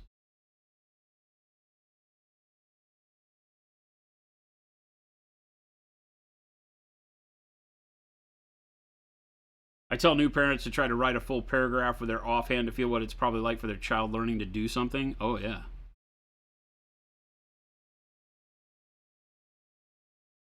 And imagine if you're being held to some unattainable standard while doing it, which is what we tend to do to ourselves and why we crash and burn when trying to do something new. Like, dang it, I should be great at this. I always tell this story about how I was a coach in ice hockey. And in Dallas, Texas, we had the Dallas Stars, moved down from Minnesota, old Minnesota North Stars. And the Dallas Stars had their practice facility out at Valley Ranch, same area that the Dallas Cowboys were in. And they had the Stars skate rink out there. And it was open to the public. And so they started trying to, because at the time, there was no UIL sanctioned hockey in Texas. At least I thought there might have been some in Houston because they had the Houston Arrows for so long, but I don't think so. So sanctioned hockey meaning that you could play hockey as a high school kid and have it be a school thing where you would put you on a school bus to go to the games and things. That just didn't exist in Texas. There was no because you had to have teachers coaching. Right, it had to be all in the school system for it to be sanctioned and all that. There was none of that. So all of the hockey in Texas at that time was all done after school or before school. So we would go out and we would train these kids before school and after school. And you would have kids that were very interested in the idea of hockey because the Dallas Stars, it was very exciting. It was heavy hitting. So you had these kids that were all gung-ho who played sports largely and who were usually in Plano, in the area where the Star Center was and around all of that. You drew these kids in, and you would get these kids that were very good at their sports, and the parents that came with them who knew their kids were exceptional at their sports. And of course it's Texas, so baseball and football are huge. And so you had these kids that were like, do you understand who my son is? My son is the star quarterback for Plano High. And I'm like, I don't care, ma'am. He can't skate. Right? He doesn't know how to skate with the puck without staring at the puck and at his feet. He's going to get destroyed and hurt in our league because this is full contact hockey. And even though the kids have to wear face shields and full helmets, he's going to be staring at his feet and somebody's going to just absolutely bulldoze him, right? Because that's what you do. I train my kids to destroy your kid, right? That's what we do. Not physically destroy them, but I'm like, if you see a guy staring at his feet coming across into your zone, you put a hip into him. Back in the days when you could hip check people, and you put him on the ice, and take that puck, right? That's what you do. That's what checking is. And if somebody's not paying attention, they're an easy target. And so the parents would just get brutally angry because they're holding themselves to an expectation they can't meet on day one, right? And they totally miss the point that, hey, by the end of the season, your kid will skate really well if he just sticks with it. We had a tremendous skating coach, a tremendous passing coach. I was really the goalie coach, but I worked with all the kids. And so at that point in time, they just missed the point that just put some... How long... Was your kid the star quarterback when you first pushed him out onto the football field? No! He got clobbered. Right? They probably had him in midget football or squirt peewee football, and he was doing the run the wrong way thing that we laugh at when we see it on TikTok, where the kid gets the ball and they have to go out there and turn him around and have him point in the right direction, It's like it just doesn't happen. But by this time they're 16, 17 years old and they feel like they put their time in. I'm like, you did there, but you haven't here. And that's exactly what painting is, because a lot of us are adults, at whatever stage, 20s, 30s, 40s, and up, where you get into painting these models and you love it and it's therapeutic, but you're holding yourself to an unattainable standard because you're like, I'm great at welding, so I should be able to do this, no problem. And you jump in and you're like, this is the hardest thing I've ever done in my life, just getting eyes painted or getting the thing to go where I really want it to go. It becomes very difficult because you're judging yourself by an unattainable standard that you hold yourself to for everything else. And you got to remember, this is day one of this journey. And if you look at day one of your welding or your bicycle riding or your water skiing, you sucked then too. And so you're going to suck day one here, and you're going to get a lot better the more practice you put into it. So just take your experience, the whole, not encapsulated to where you are at the end of the game, take the whole experience of how you got there and apply that to your painting. Because I think painting comes quicker. Zambi says, come to Dragonfall and hang. I'll buy you a beer. I'm there. I don't even know where it is. It's in Lake Geneva, Michigan, right? Mo says, yeah, it's in Michigan. Oh, Wisconsin, birthplace of D&D. Lake Geneva, Wisconsin. Gotcha.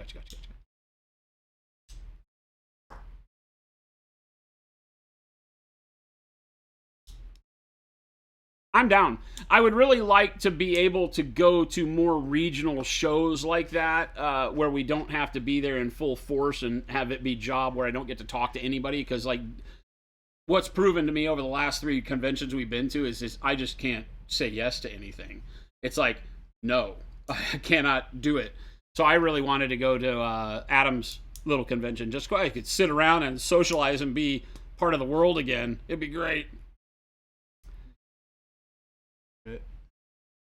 Nobody tackles you when you're painting, except your wife just came through and turned the lights off. Zambies, that's awesome. Yeah, I'll figure it out. Shoot me a message in Facebook and let me know, like, a link to it or whatever, and I'll figure it out. October, I should be good. Fly up there for a weekend. Valneed says, take time off. If it's on a weekend and I can go and not work, then I can actually, like, show up on Friday and come back on Monday, and it doesn't take a lot of time out of my life. The problem with conventions is you got to leave on Wednesday and you come back like on Tuesday. Yeah. You know, and so it's like you lose a week. Yeah. If it's just a long weekend, that feels better in my head, even though there's only a couple of days difference. But that couple of days is a lot of business around here. So wives make everything more aggressive. Full contact living. Jen just comes and slugs me every now and then. She yells slug bug in the middle of the living room and like kicks me right in the butt. Jen is mean. Mean-spirited. Friday night to Sunday. Look at that. Easy peasy. It's just a weekend. Easy peasy. Over 7 today. When you get out of line, she pops you one in the kisser, Mo. Sounds like you got yourself a Jen. Wake up I have to sleep with one eye open because in the middle of the night, she's like got the scissors out. Talking to herself. Says, is it really worth it? Is he really worth having around? Her and Cora conspiring in the corner. The dog's like, he still pets my belly. So Jen lets me live. Jen's like, mean, yes, violent, no. She does hear the voices too, Mo. She'll tell you about it right now. She does hear the voices.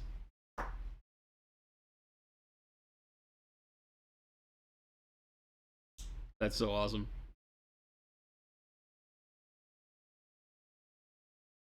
That's what you did. You took the Friday and the Monday off? Yeah. That feels like the way to do it. Yeah, we'd like to do more of that. Nova, we're going to this year, and we do have to be there from the beginning of the show because we do have to set up our painting booth and stuff because we're the primary sponsor for the Capital Palette this year.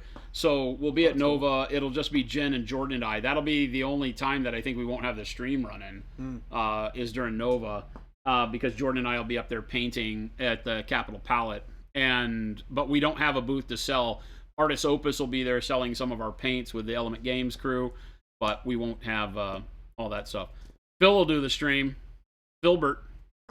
Phildo. Turns out his name is Phildo. He should have just told us that when he came to work here. He wouldn't have had to have new guy Phil be his name. I was today years old when I learned that his name is Phildo.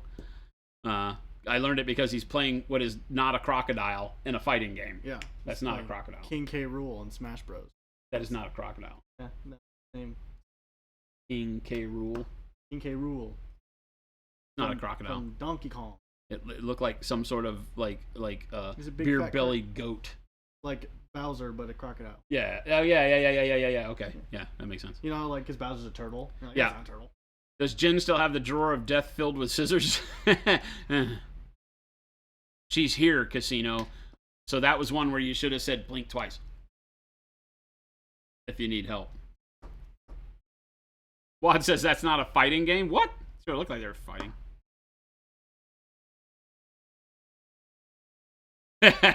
Jen's like, no wonder he likes New Guy Phil. We're actually his friends. Yeah. His friends named him Phildo. She has bandoliers for her scissors now. She has holsters for them. Just kind of walks around the house, gives me the side eye, knows I'm not supposed to get out of line. Every time I get mouthy, she just kind of high noons it. Like, Hands. nope, sorry, ma'am. Hands off to the side. Sorry, ma'am. Yeah, exactly. Sorry, ma'am.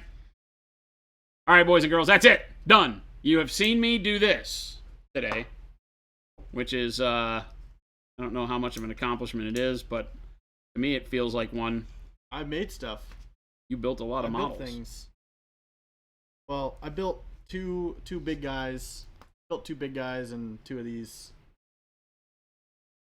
The howdah, or the saddle. Saddle. The saddle. I still gotta figure out how I'm gonna get the reins attached because they not line up properly. Oh, really? But it's okay. That's why we have green stuff. And heat, because they're resin, so you just need a hairdryer. You line up however you need them to. Look, it's Philip. It's Phildo.